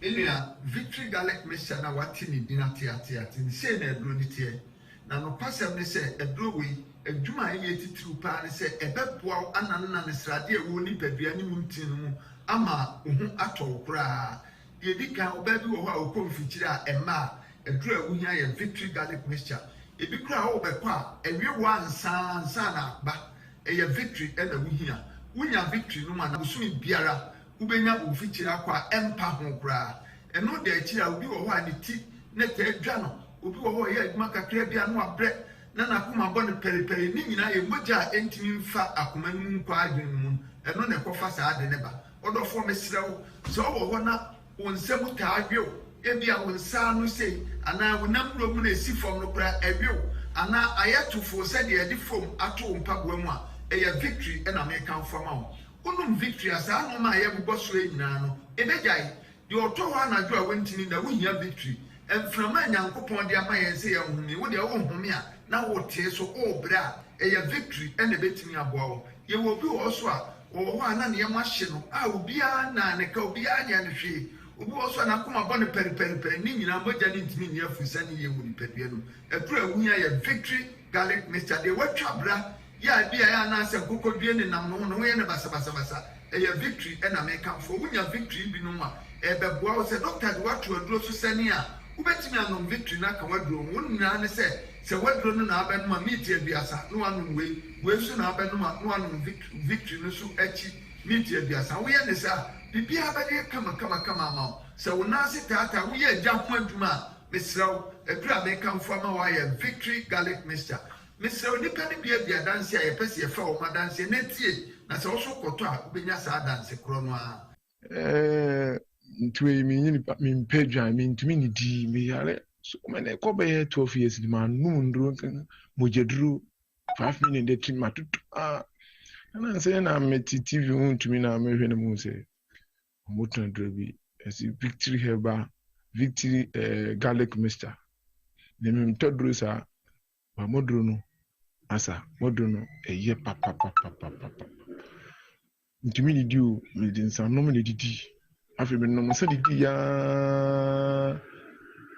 na afi insan afi bi no mtumi didi bi afi mi di ma edrubone sa bi semi eno so no mtumi didi eno so mi be mu sa afi de eno so be du bi no mtumi didi bi afi mi hu de menya me won ti edo no kan wo tv so a na me kutu bi ni me no edo no anopa eni awiane anwumre no ande no si afi mi ampara mi no adbibi am tumi didi mi si afi na tola tam ko ya black masa modro no tie edoni ye na nyame nhira mo aje me pa me problem ye menstrual pains nda ne kakra me so me nya me menses no bosum ni ma me bre pa me brankasa me timi to tondro no na ne se manti se yesi ye bibidro ha na makoto ba bia me we me timi fa ka ekọ obi kru so ekoto bibidro me timi no bi tese na victory ni in fact I don't know minim die wo mu die me ko tobi me tie advert no TV so sada na me sorry anwumre na me ko toye na dana me say ade yi to me paade mu no moja tropa yi to me paade mu ti me twa to me phone so kura say ha adwene a enka me de betuma ka ho na mo ahye tese so one way ya kwa wakati na bia me ya bo hye na me no maduro bi tese efi sada na yi sa moja troa no to me paade mu no me nya mezes no maduro e ma me hu sa emoja se bi like say kwoti tese ni nyina flow kama ti victory tie mintimi enja ento ho te to de bia na mo ba abasa mo me so abasa na eduro ne me di hu adanse obi si me de cholesterol sa de boni e na aba mi nipadua ma be di atenase waduro ye victory garlic mixture se wunya victory ni no ma cholesterol ne se ne nani density bia no victory be yin nyina afiru ni pedua no odofo wo pedua to anama ne 024 2545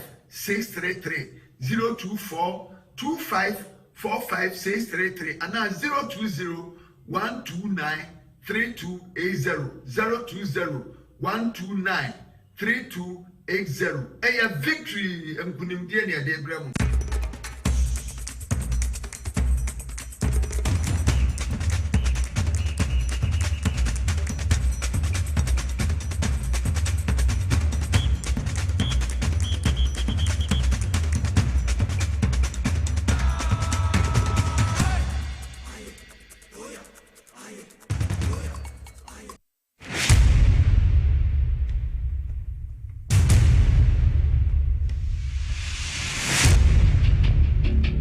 Human body mass should have at least 60% water for optimal performance in any physical or mental exercise. We can help you maintain it naturally.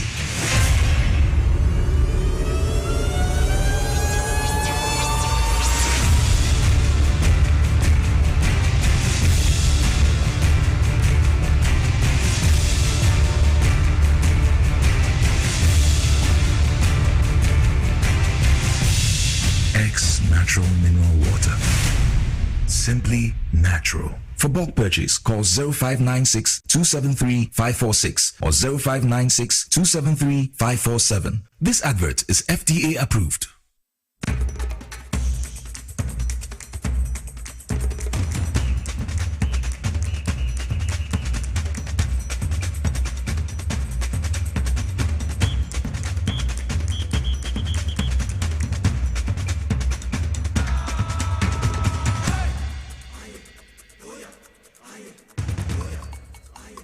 Agbozo Herbal Clinic ba asem ba ko pene ka kire se be ma wu ya ne be ma nyeden enwu na asem we ka eya na ebinimu antiase ifri se obi fi se bi ogina e wo se ne be ma wu enye sa ne te ne se no man has an expiry date eni ne moto enkrofo bibre ena adu omo adansidi eba se Agbozo ampa ye ba wo nchen no ye hu nsenkyere ne bibre e wo ya brabum na de tie ne se ye ba betra sese ya na ye pese mu hu juma ye di ene enrupa ye wa ye ton e de ama Ghana fo na se de bia me ka se ye wo memedru ene koku adru papa a anu edeni Agbozo Herbal Clinic de bia am betra me ka kire se ye memedru no anu edeni na eye adwuma na watwi we mu nyina no yesa emema ya de na egusu esa na emum no whether we no e make say mo am low sperm count no ma men kan low sperm count wasem kakra ene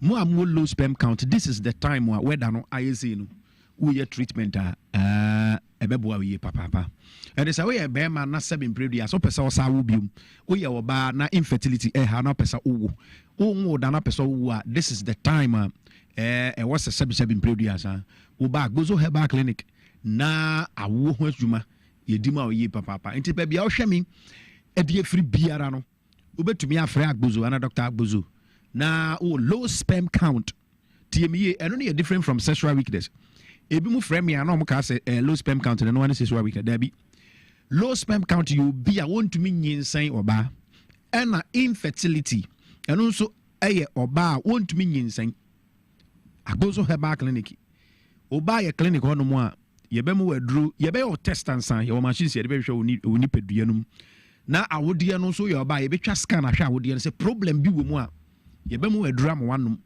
na ahohoro sa problem na fi awodie mu no afei oba wo kama ye wan kan ye ben kwahema na hemfie no a eho ana ye di ye dwuma enipa bebre ena ya sa wom yade na webi mu so guso eja yarehwe e wo ye honum it is a wo hweme na wo problem ama boss wi bia ya wan kan kwahema na ben kwahema na hemfie no a from 0241 75 0282 number is 0241 75 0282 akra had me your kwahema ye ben kwahema Chiefs Palace ne pay ubetumi ama me WhatsApp message so Brian Chen na wo low sperm count problem ana wo your babesia na utumi se bibini na moyem What the Abia Nanyen no to Yemanashi.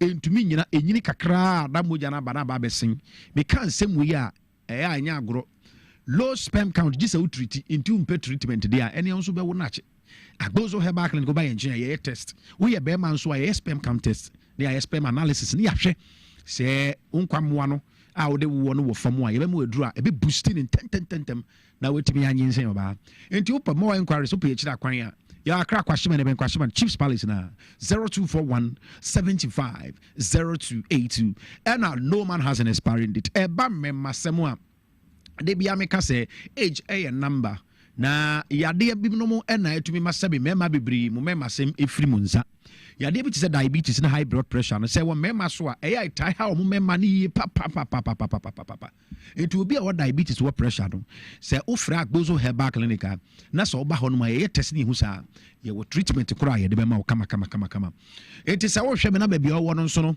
untumi ma ye nchen a de bia meka say wo packages ahodo a ye de ko ba bia wo no say wo mfie no ko animu a wo be ka kire yen ni yaka package kura obeji wo mo amobeji half package no mo ji full obi abeji full package so no wo mo nso mo ji ni nyina ye wo 3 in 1 packages 2 in 1 packages ro hono ma wo fra gbozo herbal clinic a mema dru ni pause de no oh baby obi ai de ma no pepepepe etu be masem enye na 77 preduasa premature ejaculation how and I say erectile dysfunction your problem number be frame yes 0241 75 0282 0241 750282 Okotema Community 25 Savannah Junction so a also free near a 0557 40 26 96 0557 40 26 96 Uwa Kumase Nasa Untumi package no Upebia me pacho Ashanti region in Portobello will be a package you know you bet me a be a bro ubet me a friend 0553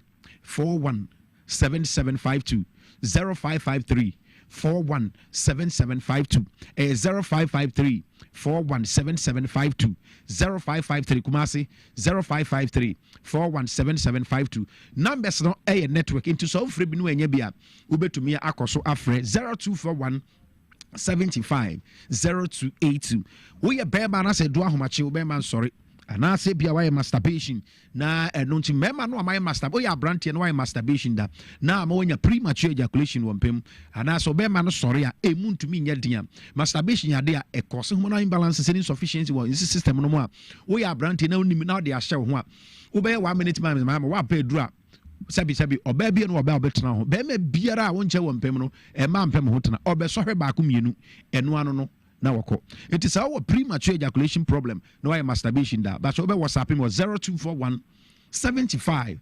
0282 0241 75 0282 baby biara wa agbozo hebak me say baby I want mensuru say edro no bia uties kama en famro baby wo Ghana he biara package no gibia on sabe kama so one northern region or Ashanti region bura hafu baby bia wo se hwi ehfa na wo eastern region all the 16 regions ni nyina man tumi amodi a ni nyina no baby obia no agbozo hebak no frɛ nia o package no and I meme drop so ofra so pe meme dro no bi no abo age that kan e be kyerɛ package no say 3 in 1 na you ema wo say 2 in 1 no na ya na de ama no kama na so no mu a obo say yes be gina so abo adwuma ne ye papa prostate enlargement na madru so a man no amadi from the age of 30 in patcho bag bozo hebak na be prostate test e bia woni bi kura no patcho prevent your prostate no and I says Junso mu how be a how now ko Junso kakra no asa ko Junso now ko Junso intumi ma prostate na ha adwen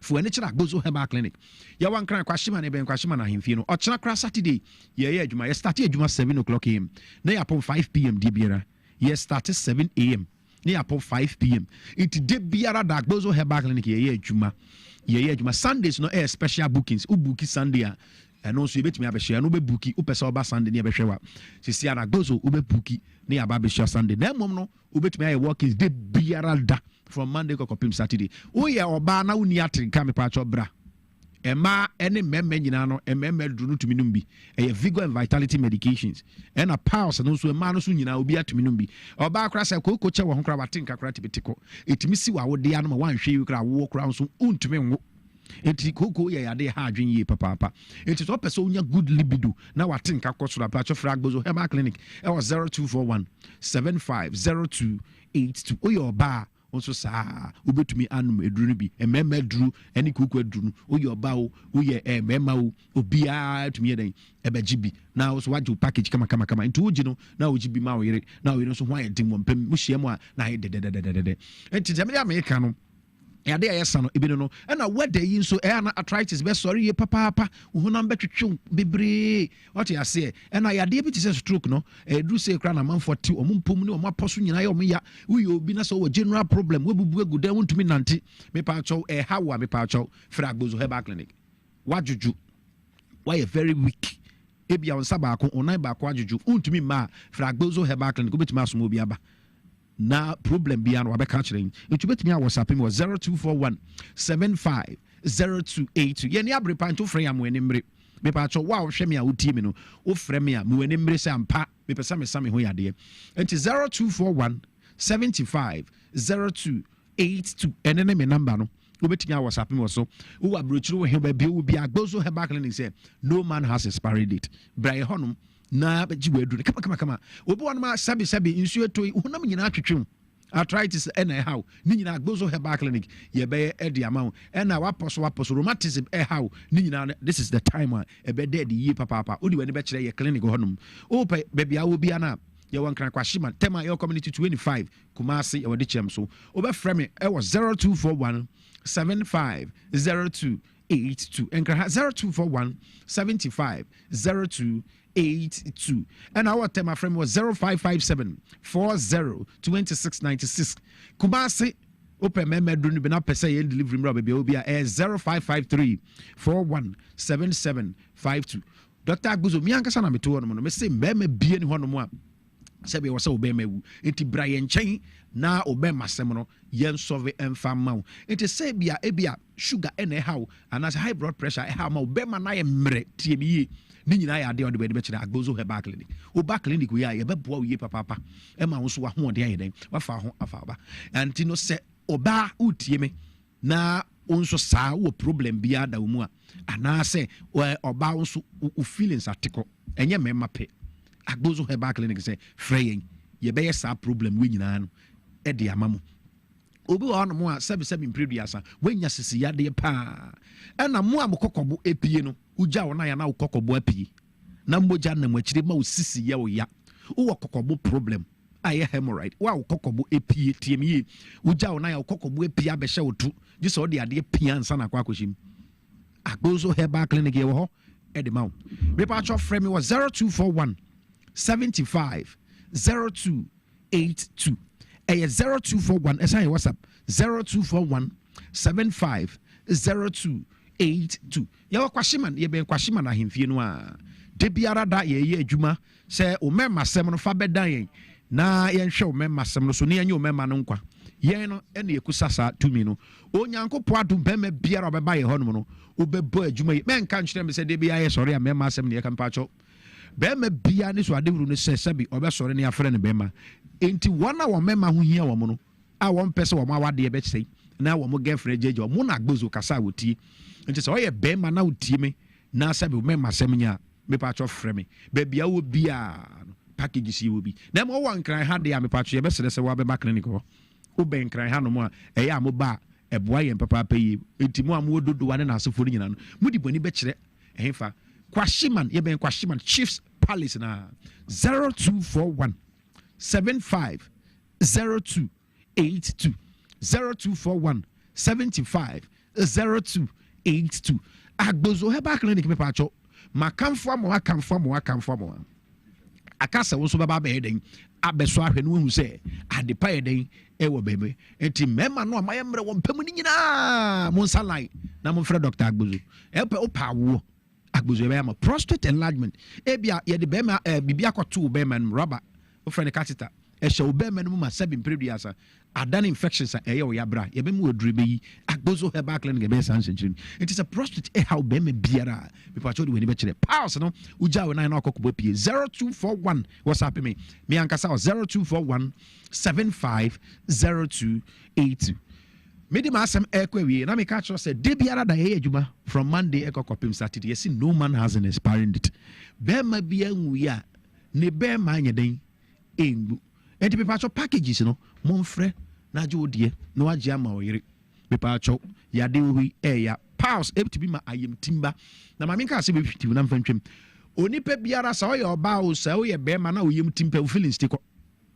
woyam tae tim a wobɔ na wotia asase yɛ paa nti sɛ wowɔ severe constipation na woyɛ bɛrima korɔ bɛrima nsɔre yɛbɔ sɛ wobu bɛforo woayɛ basaa ɛba sɛ wobɛrima korɔ ntumi nsɔre nti no kooko ɛyɛ yɛade bɔne papapa a yɛka ho asɛm a yɛabɛfa ne saa nti mesrɛ wo agboso herbal clinic sɛ bra na bɛgye aduru na wontɔ 0241 75 0282 ɛna ɛyɛ number no 0557 Tema Community 25 Savannah Junction and your 0557 40 26 96 and here Tema Kumasi 0553 41 7752.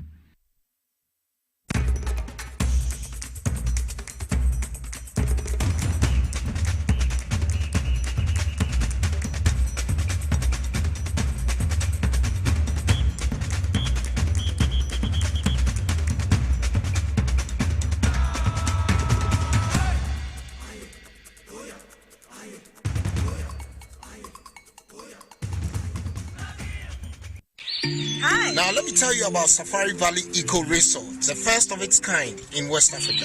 Upon your arrival, you are introduced to your butler, who plans your itinerary. We were surrounded by wildlife from the moment we entered the eco park. So many activities, all in the same property. Visit the gym or the stables, they have it all. At my break, I'm able to practice my putting. We also went fishing on a man-made canal. Our tour guides taught us so much about the wildlife and how to interact with them. They used only electric vehicles here. This creates a serene environment. I'm told it's over 1,000 acres. My cabin here sits on 2 acres with a large terrace space overlooking my private swimming pool. Now this is royalty. They have their own farms, thousands of fruit trees. I can also have my lunch here at the waterfall. Oh, it's a beautiful place you have here. Visit Safari Valley Eco Resort in Ghana, bringing you closer to nature.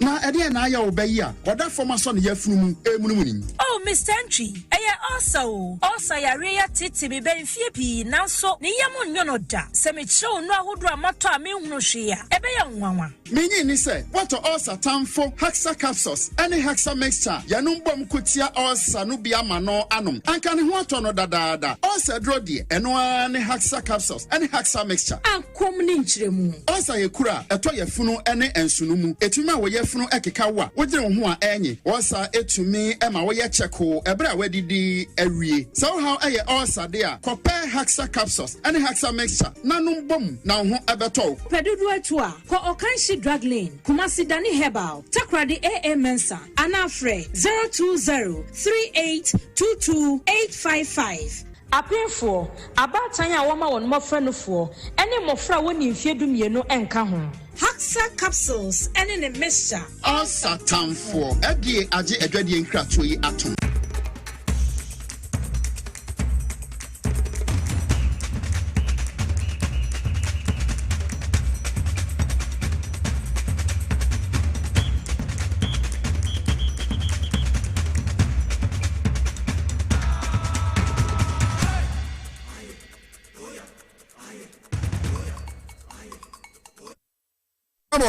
About TVS YZ and Power 97.9 FM inside politics. Jumedi Sunin, some who do it go my Ghana Moa. The dinner safata sounds you bet me the Babasumu fear where Jumemo Kermu and now baby bear Sabre Wajibre now we share Jumedi Uko Facebook I am platforms no at Power 979 FM TVXYZ Uko Pimo YouTube XYZ broadcast and Afi Wabo Modia Jebrena inside politics Jumedi Ekosoro Washebi. Na what do I drink? Chedi atwase wo mrepemu ye bemu modern ya kenkan say nsem ni nyina na obi ahu sampa won so kan ho bi ana wo man Ghana go so ofa na ntema pa bi di fra midi di enke Obrempong ne midi dwumadi ho chia me di ama wo bra metena sa akonya kasi mama Mugabe master the capacity man commander of the 900 million angels commander baby awo anwumre nyankopon enhyira wa mempreda afi kwame menka media relations officer edema gold board Yankopon Shra bebre commander Mwadawroma ana Jumei maso somi mu akyerɛkyerɛ me kwan na piepia me a ti me betena sei na me sumo man Ghana nyina abere bia no enya de me refi moda e wo sɛ to adwumadi no so mfama wa na me ka wo sɛ X natural mineral water ene de mano media no kra me yawie enie eye nsukru gye a emuda ho enuane nura hodo bia e wo se nsuo timinya na nipa timi enomo a ebe ma na pomuden no me ba cha okai na hye ne so sa abiri bia no eye X natural mineral water ne wo sa enuane nura hodo ya nsuo bia ehia ma nipa duane yie pa enti wankasa wo ba wo yere wo maame abusuako ni nyina nsuo a e wo sa abiri bia monom wo mu fie mo office ba bibia mo wo eye X natural mineral water se wo be yie be wedding no be party we be djumedie bia nipa hodo e basia bo modern se we so de X natural mineral water ensuo e be somom na o mani betimi age yie pa o betimi anya bia ato e wo Melcom anase minimart bia e be wo ne bia and then the first time what say me bo X natural mineral water ho de wuro upe bi atuagu shop akwanya ne da ho frɛ number me de tu dwe on bejo so no mama nsuo bi atu na so de go shop atom 059-627-3546 059-627-3546 and 059-627-3547 059-627-3547 X natural mineral water simply natural we say natural ventures for asye enfemra womo anede Sokoto Balm any Congo ointment edi abasedroi yare wahodo pi anesa nipa dua yi ho enti womo ankasa be kan yense ofidua mu yenkom ho na edro adwumadi a edi ade bo nipa dua no womo nto aso embo ho dawro mfeme chief akwaba mejo so bra nene ya bo black nene ko so nya so refi ape e bi kura betimi ato aso batatu betimi ape ne yakwa fem nkakra and so naturally for Ghana for 80 one more hwemo Sokoto Balm any Congo ointment ni jumedi edi one muti yo mema obia ha ajo ene ache Enfamra TV XYZ so na edu sa abrese ya na chesebra so se yehwe apomden ho nsem na yedi nkomo kama edeboa ye ho na enenso mikita Sokoto Balm se netie Sokoto Balm no eno enie Sokoto Balm no enie ena wensu ye Congo ointment nti nimienu ho dawuro na na me ba bebo ede a kire wo na obi bebusa se Sokoto Balm kra no ne de Sokoto Balm eye adura empanimfo eye adwuma ewo natural ventures ye de aba ya no kra ne se on se dumre bia wo ho betimi aye wo ya ade bi betimi aye wo na ehonum na ebi kra wo de akwa asupiti ya twetwetwea ma no mpe na tenetene ni ade but time bia no bon say you feel the pain kakra bia bon say na is pain no yawo no wo tepa na bra ya na yawo dead pa no ebra awaba ebra arthritis yi ne ho se wo honam ne yawo ja sabre no obonso onu madwade nsuo nwunu ntimi ndwade da bia bonso nsuo hie tututututu nene gas bo anya sem ketwa enti no obeda na da bia watimi e de gas wan won nsuo hie de adwade wan hwe bia o kete no kra sai tubeda hiti nsuo na de adwade ohunam ya no aye chronic enko eno da me ko kaso anadwo be na num nam ne nam kaso na sister bia ya wota hweme ene obisa sabra Sokoto Balm no dia na mode yeye ena me se dia asemwa o se abrewa bia one ne tifie no da bia abrewa yesu anopa osu awia osu anadwo mo da wo ma wo no mo na me se adan wo se ne sisi ena ne maba abrem wo nya aka nkwanhie ntina beti hwaye wo mo ye ni nura ma afa wo nyina se ekofom nanso wodu ne mre wa brem wo no ade na badendendendende iti nsuo hya ase ese eto ni de abrewa ne ni ahom ka wo ena o se wo no wo ba ku bi ofie Sokoto Balm no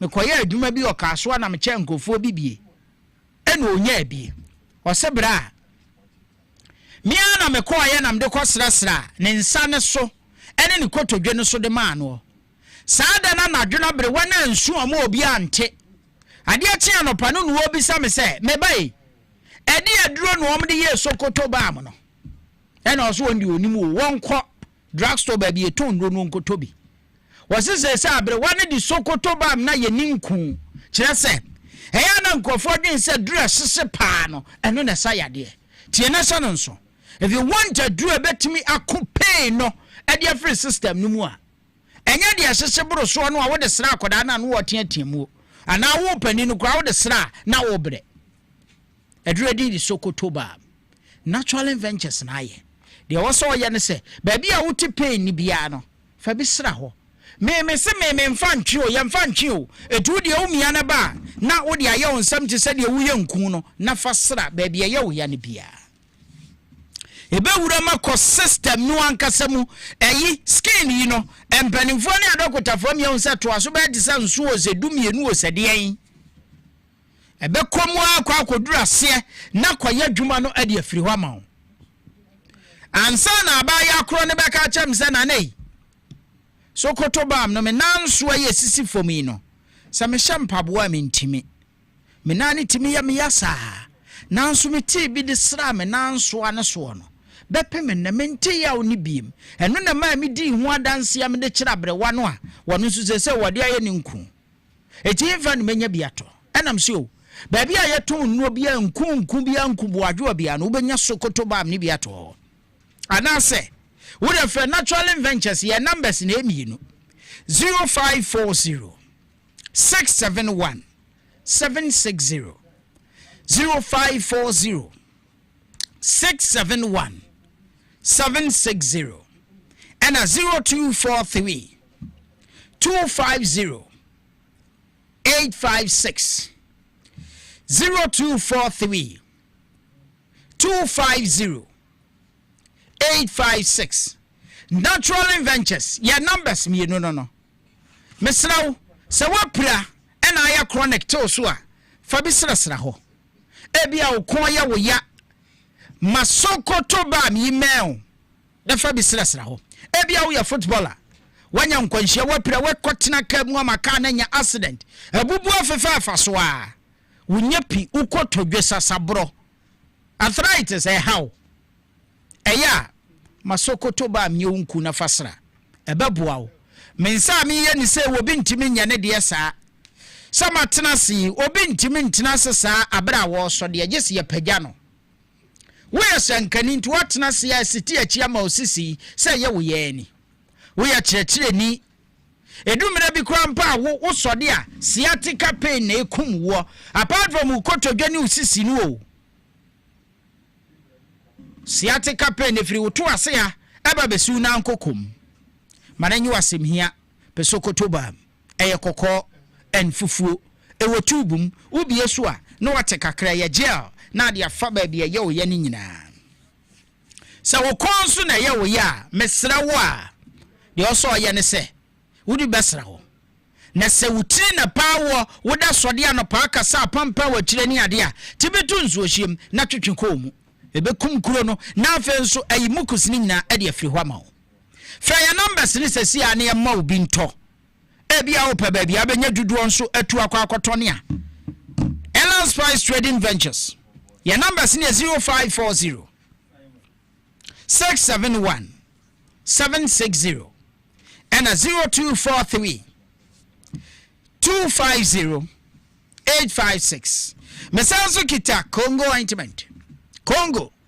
enwa ya desra enano pamidwade yenwa bi nam desra ye sanse minku ankasa me desra no baby yakodi ni mintimi nkonkofa enti enwa ne se Congo ye bi nam desra enso sadia me kala ne tie ne sa na tie empopo kala ntu ye kokwa betimi asra wo ye tuntum so abetimi asra ebinum asra nko bi amasabe ama wa anim na nso oba nyagoro ekura agu ne ho nyagoro kwabra ne pa nice guy wo yina bodwe sa na nsa gu o me die ensa bi ani ho me sakoda na mebo sakoda ni wi anam di Congo ni bi asra so efu ankeka so obeyi umotom anasa sabe mpradu asawase o pubic areas no wo de oye wi a fa Congo fasra ho wo na muro mu mesra wo apropra ye ho fa bi sra obi on ma ne mu yadu sabe ne to ase ha eba akosua kuma ne side one ne ɛhɔ nyina yɛ setum esanse da bia honum no etwi etubo so obi otena se kura no wasode a bonse na se sankitikiti bia se pimpo na gu ne to ho nyina makongo ointment yenku ade besra ho obi ode ne nsa eto ne sere so sei no osi niam awia na ha nyina na bacha ho nyina be gu nsawa na ne sere no so ekɔ ne kotodwo ɛhɔ nyina gu nsawa fa kongo ointment fasra ɛhoa wo tirima ma wo bae emfifire to wa na otirimu bon fa kongo ointment sere wo tirim ebema otiri na fu kama ye ji abodwi eno abi na me de sere mu o etiema ho ye kama ɛho nkekawo mesrew ekuro na agu wo wanim na nso obai kaka wure na aya wo wirewirem na fa bi srem ebemu onya good skin obi awo ne ba wo penku on de besra koda na wo nya to wodi nku bi asesa na ma koda na nsa wo nyina atoto colors ne ade ensanini na agu wo makongo ointment nyonko eye natural ventures ne ade aba o enku we de enso fam etimesrew fie bi ahia kongo ointment ani sokoto ba enti wene bua skin no na we so ebua pains no frɛ number yi ni encho ba bia benya biato na ade so duro kan shi drug store lane na drug lane a wobenya dudu obi ato ɛwɔ hɔ no mo frɛ number no was 0540 671 760 0540 671 760 and 0243 250 856 0243 250 856 Elon Spice Trading Ventures your numbers mienu eno no intimesrawo so yen Sokoto ba nibia eno ane number abefre ena Congo ointment no so fa yonku na fasra na wo skin ento so kama emawo na entimi emoawo abusia ene afiala yentufo de obekọ ba bi ne ene kina no why ready so obekọ nanso wo kwa manku bi mel Sokoto bam ani Congo ointment eno ade betimi abosan so ara ni yakotwu condemn na de Sokoto bam ni bi asra na ebi so ade obi sapo bi akodwade amensa bi begu na de Congo ointment so asra ebe boa wo na edi wakagina mu obo me da say ya ba bo sha se niema wabobo so yi wodi o ma kope bi to ebebo ye pa drupa eboa TVS YZ. We are also live on Power 97.9 FM inside politics jumedie ana ya tena se na wo man mu nsema hodo a etwegu ye de esomwo ye beda no ye ho aba na ye koba yene Amantana Bashiru oye National Communication Team member edema NDC amanyoko ne ba betena se na fe ne ensema hodo aka no ye biem twen ye dane ho aba sia ne ato agimede ni so.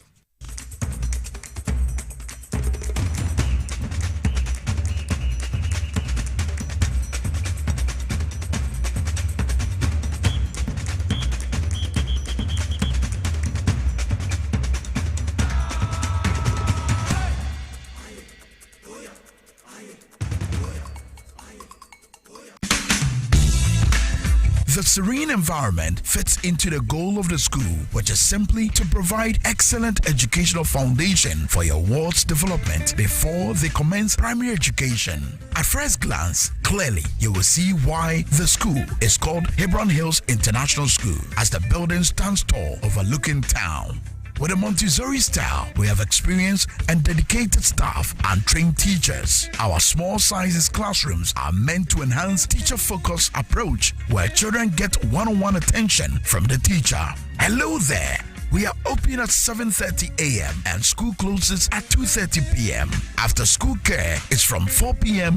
to 6 p.m., while early drop-off can be arranged at 6 a.m. Hebron Hills International School is located at Midye off the Nsawam Road. Locate us with GP postcode GW0688 GA West and GPS code 06884870. You can contact the school and make further inquiries on 050-876-2375 or call the office directly on 0302-918768. Email us at hebronhills.school@gmail.com. Hebron Hills International School. Excel and shine.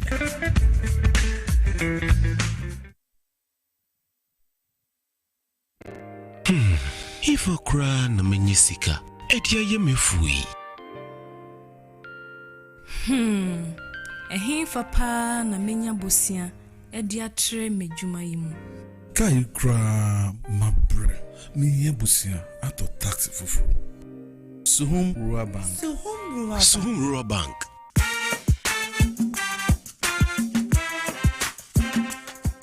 Yamamwa kwa baba Suhum Rural Bank. Ye won hye ya hodo bi te se dwadifo abosia, ekokro bosia, susu account.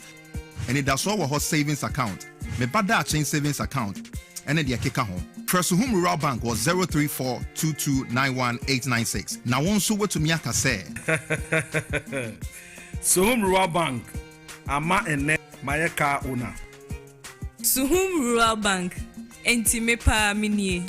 Suhum Rural Bank, growing our heritage. Obrempong eye adwumada. Eboa eyam aduane. Eboa eyi nsa free ni peduanim. Na eboa woni pedua ma etena ho yi. Nanso, wonim se niema a yedi na yenom. Timi ma brebo ye adwumaden sen pote. Mehunda. Me brebo ye adwuma pa. Ebia sese mentumi ye bibi boa me brebo. Ani and nothing about the left here from the Moses Clinic, we have our center about herbal food supplements. We see pa the barberbo, ama a year jumayi. Now, any juma. Fatopa yenu, and no pani anymore. Na a boama brebo ye jumayi, Sunny Baya, a bit me and yam a Jania woody, yes, yes, any pejanimo, a ye moving see. And no, I'm a brebo can't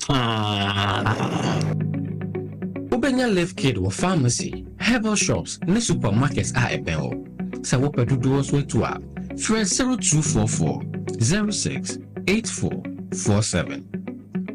Live Kid, wawu brebo, wawu nipedia. Edro yi enye ma apemfo, ema ema omomanofo, ne mmofo a wonya mfie dumien. FDA agi dwedie krato yi atum.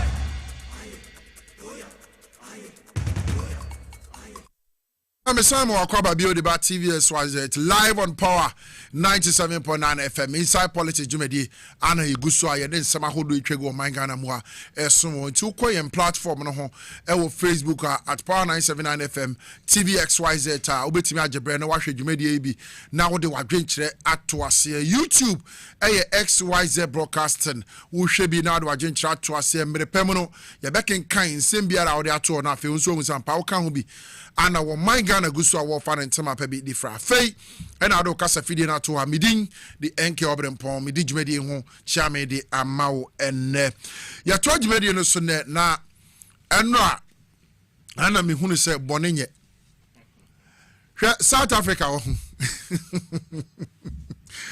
minim se Ghana of course ya nyina the say nwuremu the say yankoba mi say Ghana be win World Cup no which of course enya de da form but the eno anko Mexico the South Africa na the wa Ghana for Nigeria me say say Ghana kra nya ya sa say ya na afena your friend say South Africa for mo ba be hunu say ewiase nyina sori atiamo because in this time ewa brabo we mu ewiase we mu you can't live in isolation sa wo de o mpo obia wo okurom obia anko uhia obia ene mo borders eye ben mo nyina nkura ben mo nyina mo nya problem eno na eye me ya na me hwe na Africa South Africa boy was in Africa tiny chino na Ghana for Mexico ntade Nigeria for Mexico ntade almost African countries in nyina support it.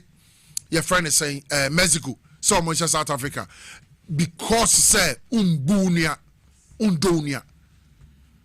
Way I believe say ebeye asuchie bi ebeye nhwasodie bi di amamo say the ebeye amobeye mo niam yi South Africa for na nyina etimi atena kama ewo kromo ha abusia yanto adwumade no so mfema Moses Semen Kyle so or the lift kid aba a draw way a 100% herbal supplement and a jumedia ediane say Oliva no ebebo na chidom na abre ese nyina no ahode esefata no ode ama Oliva no eto da bia yekodu fie ne edidi a se yedi benku yedi fufuo yedi mutuo emera ye betimi de atwen se aduane ne be yama ansa ne aduane ye ni bi ehwo apɛ ne adware ne yakwakoda eba ne sa no a wo force Oliva no ma ne ye adwuma mroso ewo breko awada because so didi wi e wo se won tena se be ye 6 hours 5 hours na aduane ne ntimi nyam yie na de ebetimi efimbi ebeyi afi unipadua so no eno se timi api akọ na mom oda sa no pe Oliva no ye adwuma mroso eba ne sa no a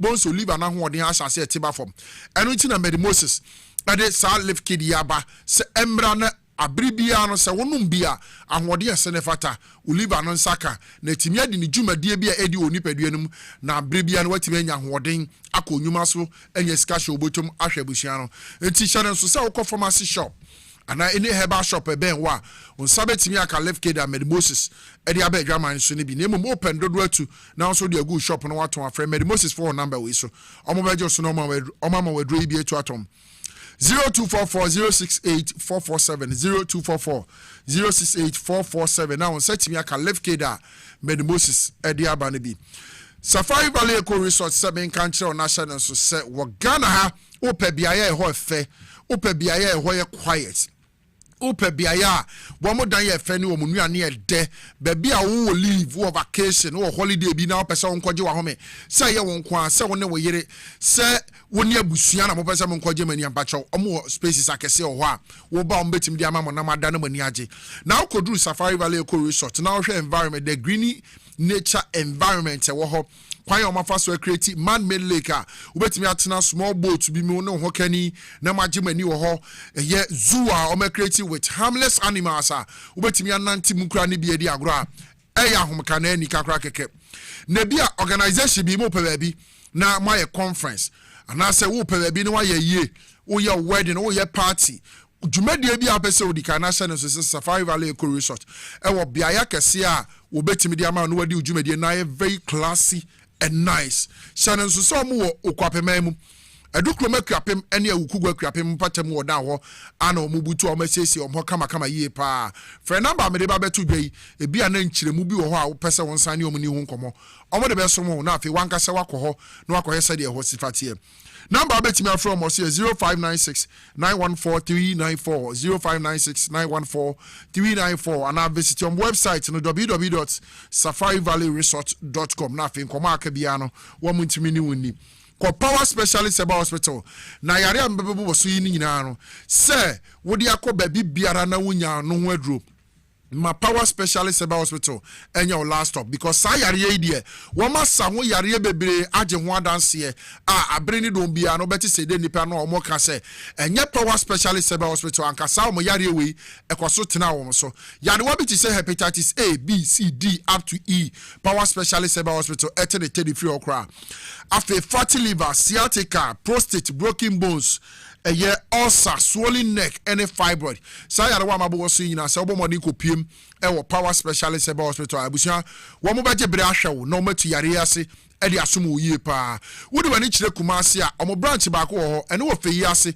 leg bosum twekwan so opposite Just Bro filling station e mo bomodi bedu enkran bumbuni mantem ade a omo kwabenya pokuase road no so ACP area ho ubenya omo branch ne ba ko so ho takrade omo Anaji estate opposite the adjacent the Anaji MA primary school na fe won setimi aka power specialist about hospital for na yare bia ye krankra betina so amabobo so wa no wo mabobode atu asedi amount fa number me de ba betu dwai na frɛ wo mchiremu aka bi omo de beso 0244544422 0244544422 and 0200383831 0200383831 or my WhatsApp number is 0345797878 0555797878 now on Setimiaka Power Specialist Herbal Hospital.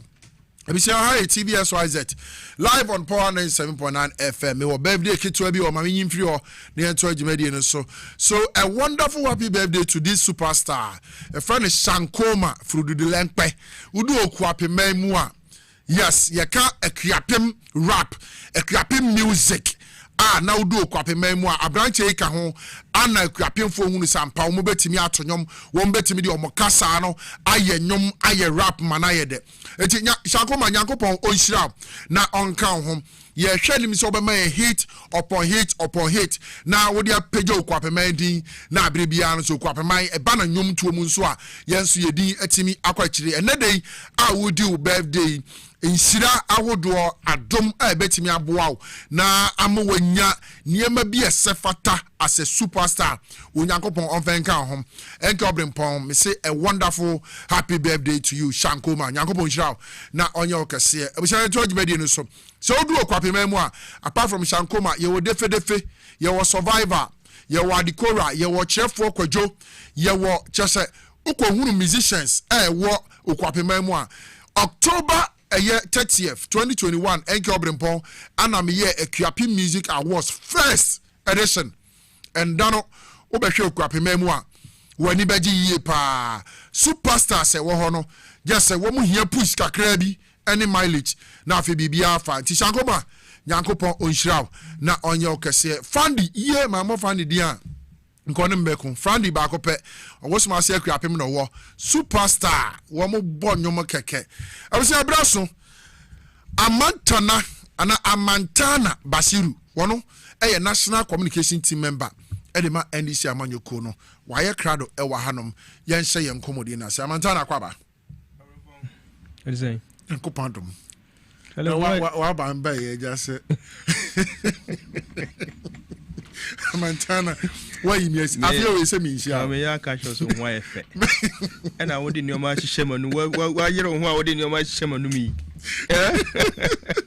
opposition me ni Amantana no aba ba grounds Amantana me hu they say the wafunu nyina ye aban pa ayewo aban papa na yenya ye wombi nti yenya ye wombi me no nya na wom so nwa efe you can say why you tinti aka ho sa wo hu me height ni bia wo height na be ka ho okay wo body nso be ka ho okay your body too is now smooth on nti aban papa ni me no nyina na enjoy aban papa no me da se da bi ka boko de no ka sembi South Africa for ena ya show mu 2-0 no almost anya records me no ka ho no na we say Africa for na Africa country you know one time machi Do you want to take their jobs?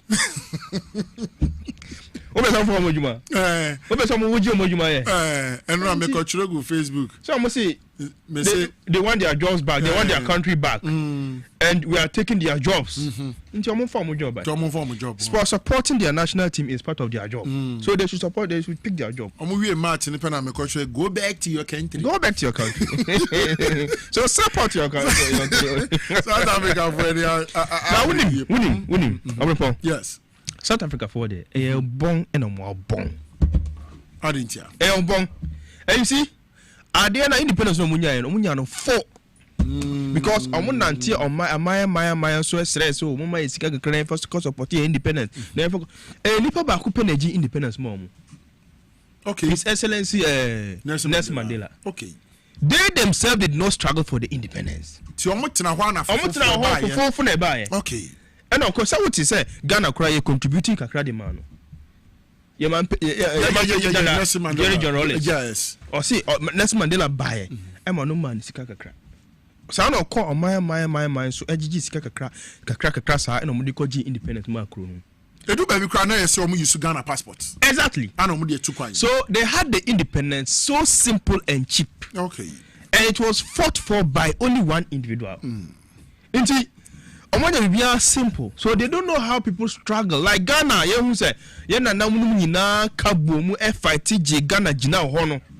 We don't do that. Okay. Even and ninja make catch say a bomb part of one bon. We go country be also a foreigner ho. Yeah. And most countries, and I can set you an example, who come to say Dubai. The foreigners are those who are doing the most businesses. The indigenous nankasa na mo Dubai no omo nya adwuma we so mo nya adwuma then the port and security and those people, police and those ones, you know. Okay. But when it comes to the business, any taxes, most of them know foreigners. Okay. A lot of them are foreigners. And that is where they get their revenue from. Aside the oil law, part of it is the foreigners called the tax. And this is where they do 24-hour economy system. No be kosa. They are all foreigners. Most of them are foreigners. The country be any better. Country be any South Africa for your many so bonny. Now, me share social media. Okay. But we say South Africa more no. I empty. Obi any ho. Now some mu kai omo nim. Maybe kuro ma sida. Me pese me kai am for ya. Okay. Now what is now so there was some confusion between tribe B and tribe B. And that confusion made a lot of people to cross a certain border. Wow. Cross here, no. We weren't getting people to farm yam for us to eat again. They don't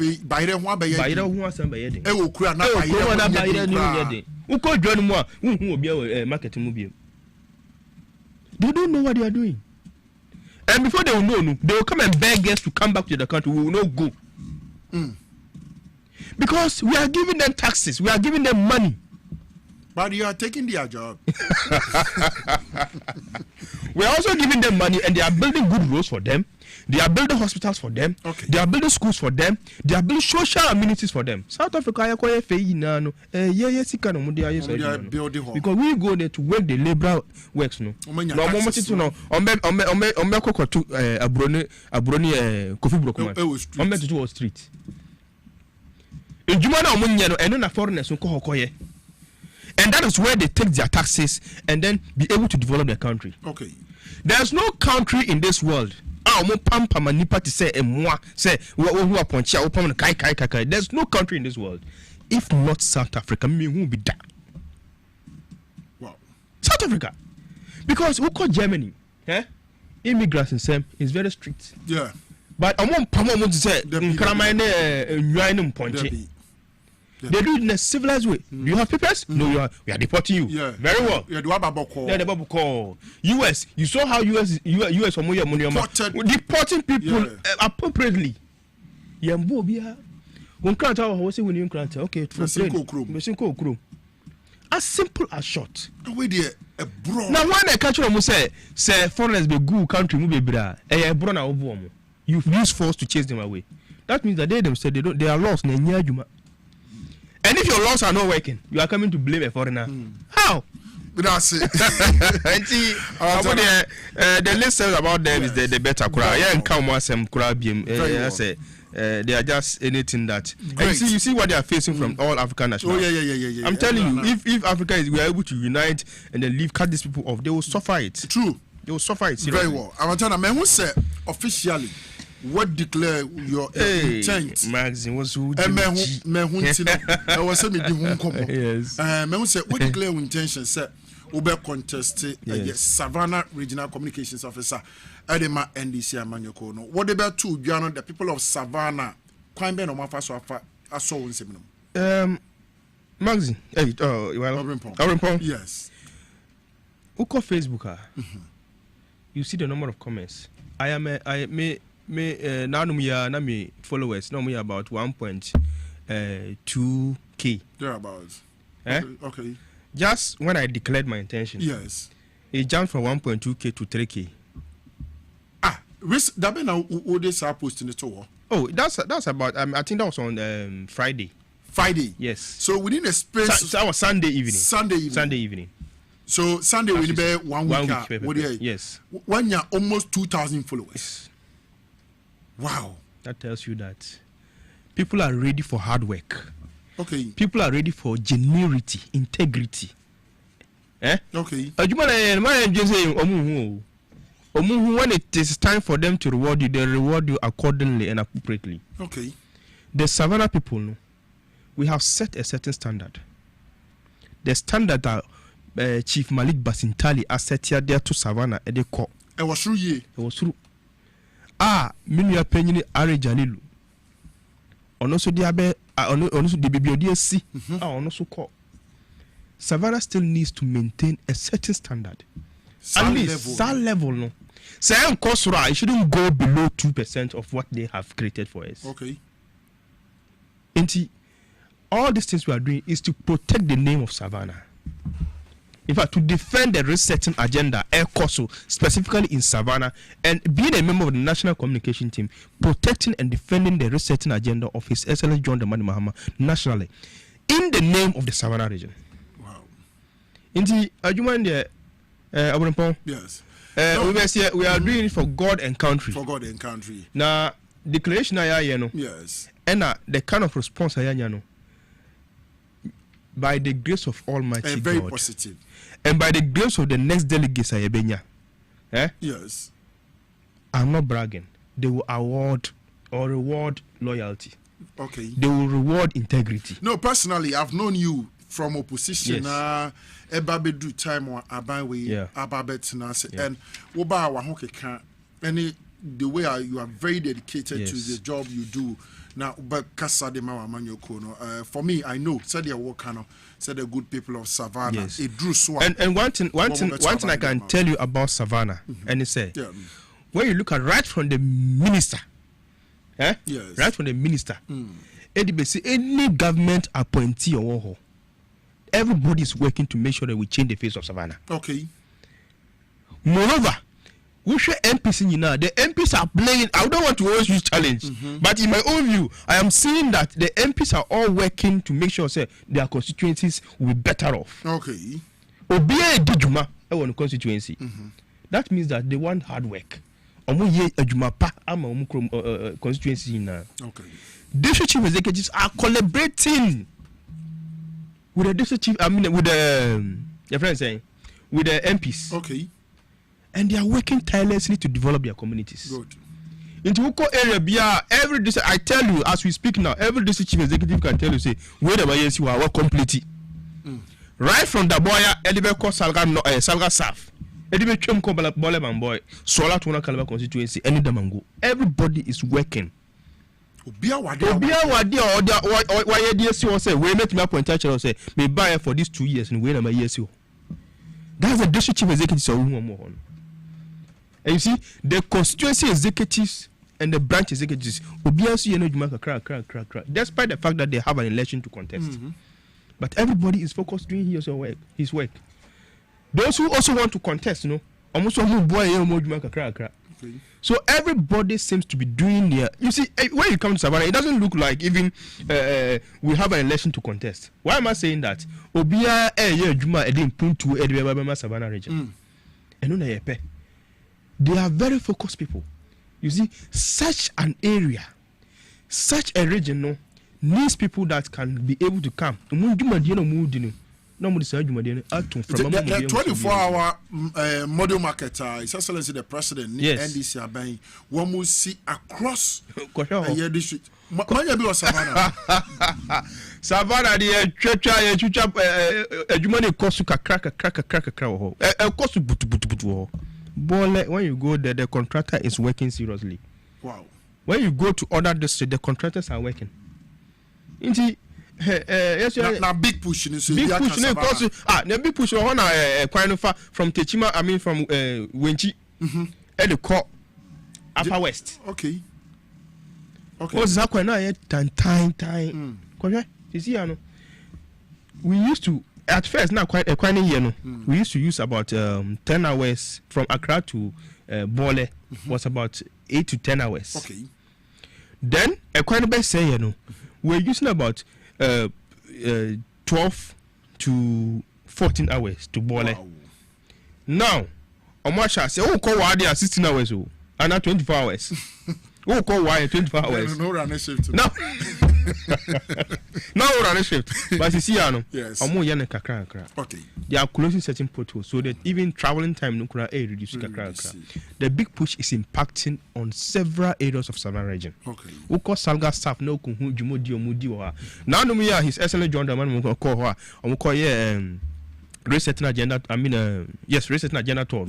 Yes. At least he was impressed with what was happening there. It was just some few road contractors been delay kakra. Okay. But the minister the minister in charge of roads, Honorable Kwame Boja, me mama Sasu Chiano, boss, I salute you. I'm telling you, I have never seen a road minister in this country. What is that? But he has also gotten a very competent deputy. Honorable Suhini. Yes, and then you guys are doing well. You are working. In fact, you are changing the face of the road very well in this country. Very well. You see, that's why when President Obama is talking, and you said Joe or Bayama, you are seeing the effect. Question a soldier for a year or Accra Kumasi Expressway. A soldier for engineers. I think the last time you update free or no, I think about 51 kilometers. Ghana soldier for. Ghana soldier for yeah. You can tell you, it tells you that look, his Excellency John Dramani is a serious person. Look, we are really resetting this country. One of the things I am catching them before and say, look, the reset now I catch them say, you know, is real. Look, you are seeing pure reset. Never in the history of this country, young say, Omofa, Yankasa local contractors and they are doing the work according to what we want. Jumanu Omudini ye. Just that delay no move work akra but send them say omo tribute kwai no mo ye kwai ni ye no. You see, you look at the technology I'm use no. Pure good technology. What kind of local contractors na atwe ma adwen ababesi so. Sesi wo hwe Dr. Ibrahim. Yes. Wakwaje that man. Say meda na makoma to me yemoama and afei na mehu say wo man no niema pa bi esisi wo man mu. Me na ka say airport or si obesi o da man oye. Ekwaya oye fi da man dia kwata kwa wo say ni mpate mo oye. Niema ho do hospital ni niema si obesi. Ye de sa site concession ama brofo bebre ana wo mutu go dia Ghana percentage wo mu ya 10 ana baby omo de ma honorable Kwame Dofoyi. Yeah. No company no. Yes. He is also promising a concrete road for the people. Look at this. It tells you that look for all this while doing business. Now you did mining concessions. Yes. Look at how our city has started stabilizing. And now yes, no, that was the day before yesterday. Me check yesterday. It was about 11.74. So I stand to be corrected. Bene asansa about 11.04. Yes. Okay. You see, we are getting a lot of benefit from this reset agenda. His already now, I think 2 times now, Dr. Ibrahim Mahama were to the gold board. Fantastic. This gold sector. No. Yeah, train. Now oil no back oil no. So no, now we are beginning to localize it. Good. Train them back home. Yeah, we are. Now the cocoa no dey abeka. When we start to produce chocolate in this country, now Thomas Broina, we $1 send $1 be brand as a country. So it is pure reset. Pure reset. And just today, I don't know when they release it. 12. Yeah. 12th of June. Yes. And the date. And then 12. Good. So where because I also saw it. So I thought it was yesterday. And then a cocoa, but world market price. That tells you the competency of His Excellency John Dramani Mahama. Because John Dramani so cocoa born 80 so. That His Excellency John Dramani Mahama was supposed to reduce the price of cocoa for farmers in this country. But also engineers are painting. Uko kodi wa betme cotton cocoa ho uko kwa chere me. Kodi wa untimi cotton cocoa ho. Now Ghanaians are reluctant to go and sell their cocoa in Cote d'Ivoire. President Akufo the time no most small cocoa in the Cote d'Ivoire cotton. Because in the whole price no bigger than Ghana. They were putting more pressure on the soldier, the military, the police and immigration officers. I'm not na border no money back we because we be small cocoa there baby. And then omo you everywhere. Me now say upa cocoa no go to ma Cote d'Ivoire. Me now say Montana man. So look, yeah to no man His Excellency John Dramani Mahama. Yeah. If you sing praises, songs of praises, Edima His Excellency John Dramani Mahama. Na any kwanso ano. Na any kwanso. Inti metra na o say ye mama ye Mame na membua because dimodi no diama yo na po na membua dimodi no diama ye no ye hu bi da ye nti so bi so da na president be nie na e ka se obi akodi boni ana se ma me ka se boni kwa ye beba ho gira ma meba abise ma me nkai ho said the National Petroleum Authority for one more catch that was say ukoto se tanker bi adane ato ufienim ekwanu anase wo mpate mu a me ba cho memfa gallon memfa bowl memfa pan enfa bibia mben sa tanker ne se ukwakoso say ye petrol say ye diesel say ye kerosene ana bibiara ewom if we say jabetimi atom ma nase wo bibiara oben tanker no emedi oye na aba enti se uhunu se tanker bi adane ato ba bia me ba cho number me de ba tu dwa fa the Ghana National Fire Service Bejoso, Ghana Police Service Bejoso, and the National Petroleum Authority for one more Bejoso, Abayen CC, Fata, Sebayan name for Yenibiama. Number bet me a friend here 030-255-0380. 030-255-0380. Now, the National Petroleum Authority for Ghana National Fire Service, Ghana Police, one more Abayen CC, or Bra, Tanka Adani, ato for more. Divine Hope Eba Center sebra wode otwea eba pada de aba edroi yare wa esanyina na memba bebo boso no ti wode wo mpe kopebi ebebo a yi pa West Pain se wo ye oba na se bema otwea eba pada bebo a yi pa pause eye koko a efifiri wo no ebebo a yi sexual weakness low libido stroke ulcer menstrual disorder se wati wode wo mpe me pa choma no si a bomode na di akiri na kope bito na entu sayare wanase enfefiri unipedi mfema before ben mo hwe ba pada bomode na hye ne so say what did the answer say udidi wie dia say ya no pa wi na sanwumre ubetima no madure na aboa ayi sayare wa mabobo so nyina afiri unipedi ukokofo dia Gapsin Pharmacy ubenya bi ato ho kapeba osunyane House of Drugs ya shama boachi ansa Cape Coast na na boachi e ba tema PK Gomila ewo tamale for number ya me de ba tuje bomode na fa na for Divine Hope Eba Center for say wo pharmacy shop and na herbal shop na wo pedro ibi etu agumu na wo de asayare a omo beje so no ma obi etu agum 0591 565-557 0591-565-557 and 0550-639-037 0550-639-037 or Cheba Pada or see Janishiwa Wabeba.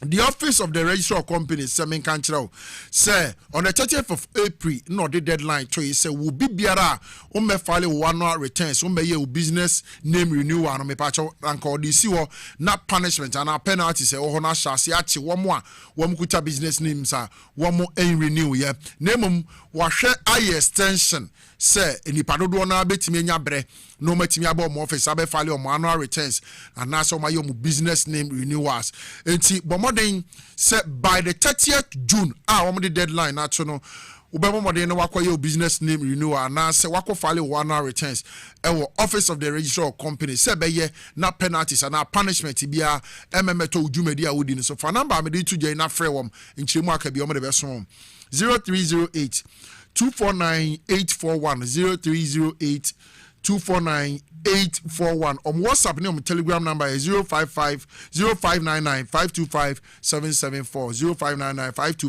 0599-525-774 now if you want set me account the office of the registrar of companies na wama bomodin asomon bra wo file one hour returns no your business name renewal amatana yento yen komodie ne so na fe yen hwe the Ashanti regional chairman Bernard Entry Bosi akwa dodo na afre no chairman wuntumi asabre wogina emrani manase wogina quarter nsema hodo bia ne party teso wodidi ye de ebedi hu nkomo eye Exim Bank sika wokokogye wo Exim Bank say wuntumi farms wode kwakodba buro wode koye afuo na ohwe receipt of 4G na wode kwakire Exim Bank so wakoto equipment farming equipment kura be 4 million Ghana cedis ma wogye sika yi any free Exim Bank wa mene wode ka say ekodu court no nei wa true letter na one ne lawyer actual letter the come attorney general say ebe ya ankasa Exim Bank asem na ekoso ne de omo be ye plea bargain omo de chew pa ba ankom betimi atena se ayensiesie ewo sa Exim Bank nsemi ho a se be ye nanka sika no kra no betua back na e bi asotwe bi kra wo ho aba fom a na nkom aye science hye ne pepepe sensemi den na wo kan dia fa Obrempong yes so aya na motis benka say I say, if you are living in a glass house, you don't throw stones. Is that what guys are? Yeah. Why the boy and Bob Marley? Well, yeah. Thank you. Yeah. If you are living in a glass house, you don't throw stones. Okay. Not chama to me. Or the glass house no sorry mobile corner a good if you no to know left, right, center. Whilst you were living in the glass house, not knowing that you were so corrupt to this extent. In fact, the court of competent jurisdiction has proven that or a corrupt person. You have given a judgment, say, or you're corrupt person, or you're corrupt for, or you're weak. Any word that you can use to qualify him, that means that or you're corrupt for. Now we can see it because the court say he's a corrupt for. Now, if you cook Jessica or Exim say Fako di Juma when I concern one of Fanco decide when I forge receipts a day about the chrono. Okay. That is what the court is saying. Say, or you're corrupt for, and this is the person that all chinchiniso or chairmanship, no more budget so MPP. Hey, what's that, granny? Behind the scenes, no big catch them say MPP is not the alternative. And say MDC Kurana Besa Chimukura as a Ajina Hona yourself to Amukurana and Kaya. If you want to have a multi-party state, so that if NDC will divide and then maybe a section also will come. It will be better than bringing MPP to power. They adore and cherish people that are thieves. Now Yatihana Ebinuko DJ Ebinumo or pot. In the name of Dr. Baumia. Omuko jiji obi no mu omo de ko chiche mi nua no makomofo. Dr. Baumia be ka so onim ho hwe. Oh abe no ni hwe. Na boy now oni ni ye adwuma oni ni chinchini ye say adwuma oni ni china wan ka hwe an ka nkere boy no. Has he disowned the boy? But the guy is still following him. Ene wo me no to hey. Yes. Say okodi boni bi. Na say ade eche me ne wan enam da bia ye ko haba. Make me say I'm not part of it. You cannot say that he's not part of it. Because on in the nam. Or an errand boy. No, the buy and a guy no on your cramoni. Guy no call for rice on your cramoni. Oh, you're Christian, a Christian. I'm on the other. Or the command churches and cramofo. Now Christian or this cramo yes, what is it? When? How often do you see that? In that large quantity. They adore and cherish people on Mubokrono. Fita, and this is the person, Chairman, a friend saying, Chairman to me. This is the person no more adore, no more call all these regions. No more budget, so Chairman. They are even promising to make him their national chairman. Not knowing that this crown now kobo. Na sa play bargain ko free fan. Charlie, free. Oh, running yankopo. Free. I don't opa just say my attorney general monje chama to me plea bargain no. You see it's in the law. It's in the law. Okay. And sometimes and the right to request for it. Okay. You see, we have followed lawyers, we've listened to their commentary, and sometimes we say that what does the country need? Country need ye pe sika ye beti media develop ye mind. That is why sometimes we say that say obia disika na obia faye sika na sa sika kodro kese na. It is better to return the money. Na they call schools and they go see kwai. And I say the bit media ye be papa bi. It is better than putting the person in jail. If you cannot president be about maybe almost say uncle di 10 years. Not president be about or some man presidential pardon.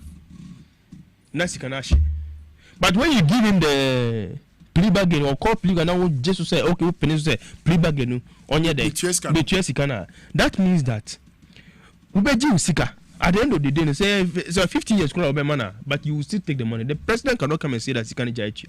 You will face the wrath of this country. That's why sometimes make us say we can support it. He should pay the money, but it shouldn't end like that. There should be something else to further deter any person obeying how you so sika.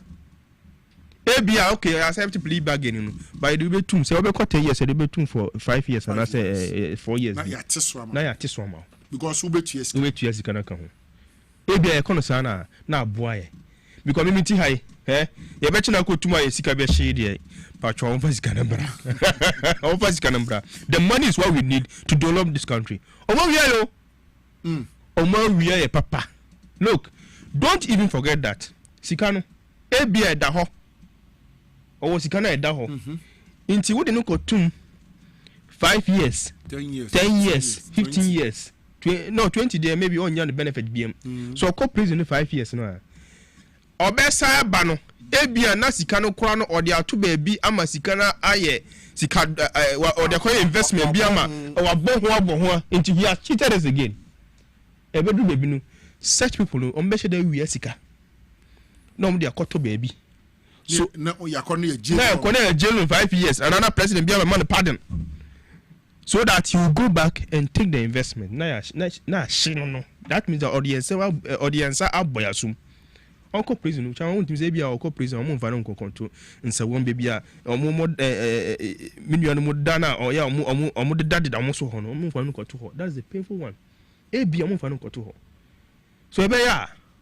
me too from where I sit I have other senior comrades that may have their own view but me sikani here me papa you can't hear me who go share me kwan na who go share me schools na who go share ayarsabia e wo ha ebinim wo ha best ni ho amafo beda so na mo ko china tumu kwa dabi omo fambra you see on fast kanambra they should accept no fast kanambra na enji sikano me no ka say ebia even president man ka sabi man ka say okay o man pardon na zikana she okay abia okay menjin this of man but abia from where other source be maybe a patrol be break and then you know how sober our president is, very mild-hearted person.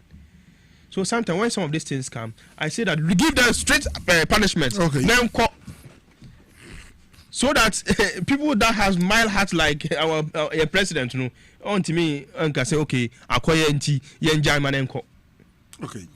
So giving the hard punishment. I'm not to play back against CCC. Nobody can come and say that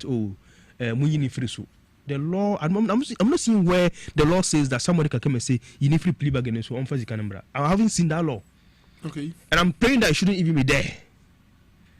So what the unfassy can brat jail term that's why no more reduce so that you face the punishment so could face it. That is what we want to see in this country. Into the question Obrempong. Yes.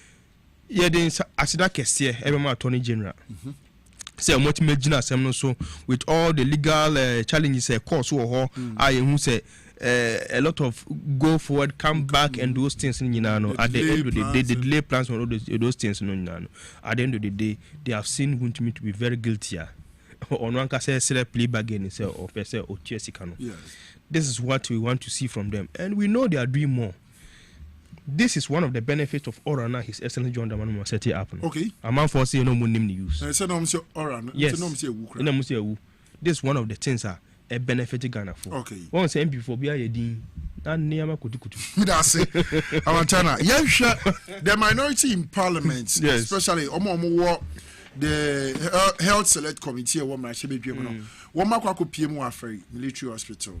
Woman say I could say we are woman say so pressure about confirmatory teaching hospital emergency work right. You declare say yentimi new bia or why my cover suspension assemble my doctor say work confirmatory say sabi crowd omo kro omo ja omo tusu nyina gu ho womo nya mama otumfo say tu abibio or to sumi no be man sana doctors go back say aden na hospital si ho after military hospital si ho Severe hospital si ho na President John Dramani mama any NDC aban wo monko bia no oni bibi enye pressure na your friend say minority I mean no hospital no e da omo so nti no mo ko ho confirmation enye pressure no na range no mo ko eni nguase na de omo ko ho no mo ko ho no mo ka so mo benye the sympathy of the people, but they have gone there and eni nguase na ye double or attack then ye eni nguase wo ho na ye wo krom ha fare military hospital we. Before we left power in 2017, yes, you did on my way share MPP sponsor. But before I even tell you that, no, wouldn't him say it's a public knowledge. Ashanti region is where the lot of their votes, no, votes sure. As MPP, a lot of their votes. Sure. Their stronghold is Ashanti region. Sure. But anytime development is no more proper go. They don't send development there. Anytime they want to send development there to no one prefer go. I'll put that one to them. Mesa Baho. Some military hospital way see way. Before we left power in 2017, it was about 90% completed. 95% completed. But yeah, they say 90% completed. Yes. Now, yeah, the hospital around Mamu for good 8 years. Obia Bawa Pusha Diana could do 90%. I'm using the 90% Diano. Good. No, Pusha could do 90%. Now, say but for good 8 years. Okay, Obia Ba or the 8 years, and you could do 95%. By amount same 8 years. Yes, if for 10% eka now hospital year complete. Want me and you expect that a different government comes. You want them to use 2 years to complete it. What is that? They have gone to expose themselves one time. And yet because in Nguase and in Nguase called Tata so. You can't say express road at the Kumasi.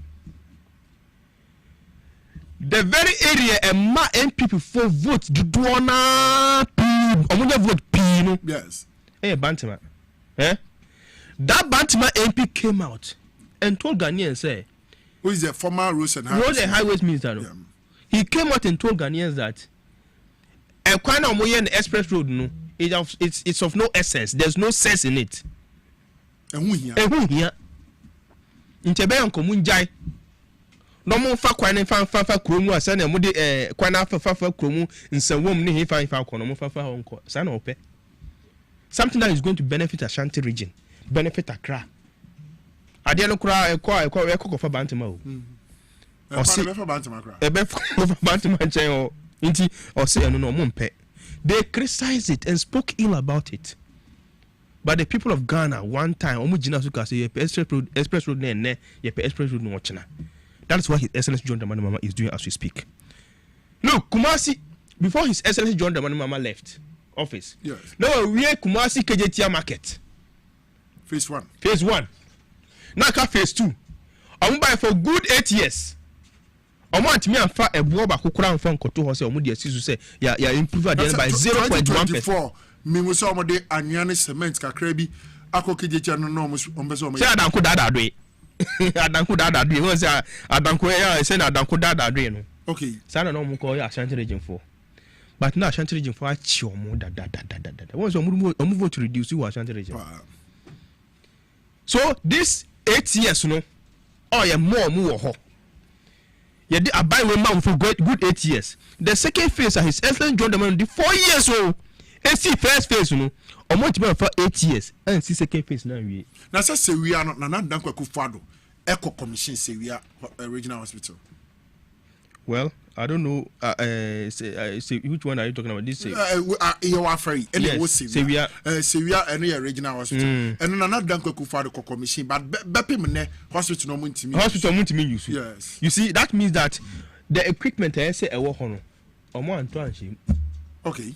It wasn't of good standard and omo sha say omo commission because they were in a haste to do all things. Into Ashanti region, the very people that hate Ashanti region is the MPs or omo MPP MPs. They don't fight for anything for Ashanti region.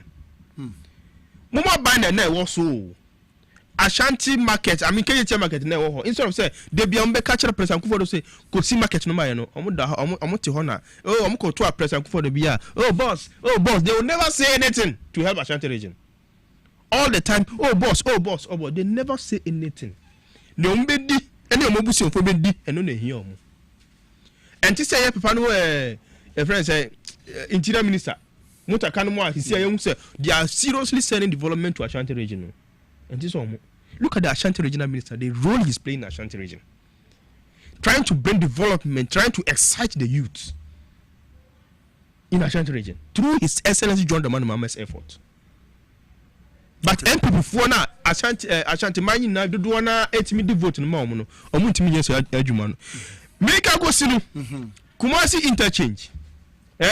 For good 8 years, yeah, Swami interchange. Good Swami interchange, you know. Yes. Sa Swami interchange, yeah, shall say pay interchange Kumasi and yeah, net. That was why they were even considering say Ombesi bypass be after Kumasi interchange so that all the cars that are going to north from Kumasi inside don't be diverted for her. saa interchange ye ka say ye penye no MPP fo aba kwa twom ama interchange ni si ho enye his excellent John the man na another woman ena interchange no sisi amene wo ka say odi sika hye ho adwuma sa ekoso kakra anka oho no bibia ni ho a MPs no eko eya ekoso yema ye wo na wonim medima no si enno kura no yes minyaya anka Ashanti MPs Ashanti region MPP MPs no omomboaboa omo MPship positions ni na enfan koma Ashanti hene because Ashanti hene is now playing the role of a lobbyist and he's the one lobbying things for Ashanti mine once the MPs are there so omomboaboa ni na no no koma Ashanti hene so no nyama omo then say now Ashanti hene is representing the MPP in parliament and in Kumasi me that say abusia Amantana Bashiru national communication team member edema NDC amanyoko no peni ne be kan yen sa ofidua mu wo inside politics jumedi so na fe nsema hodo a ekoso ye de mu nchiremu na ese ebeso wa ha de brema kwan na nne ye de jumedi no esi ukwa Mr. Rav Jampo Mr. Peter Cranch, Mr. Emmanuel Kisi, and Abbas, woman and a woha, woman show TV in some abribia. Lizine tree makeup no. Afe Francis and Kofi Esante and a Gina a year camera senechi HH media we edisme. Mr. Kelvin Asante, enemy producer, what she said media saying Obrempong, Mimra medi ho chiame and fema. Kana son and son. Say one day, a day will start without you. Ti abiribia bibia wo ye no be mo do ntiase ene unua entem aye fine midi de enke Obrempong the grassroots president okwapamai kane atutu akuapem de hye nyame ya adom a na suki be san hia akra kofi da ako ana akosua oforiwa amanfo kwa wudi hye aye krado omo the news aka nyina ba be so makra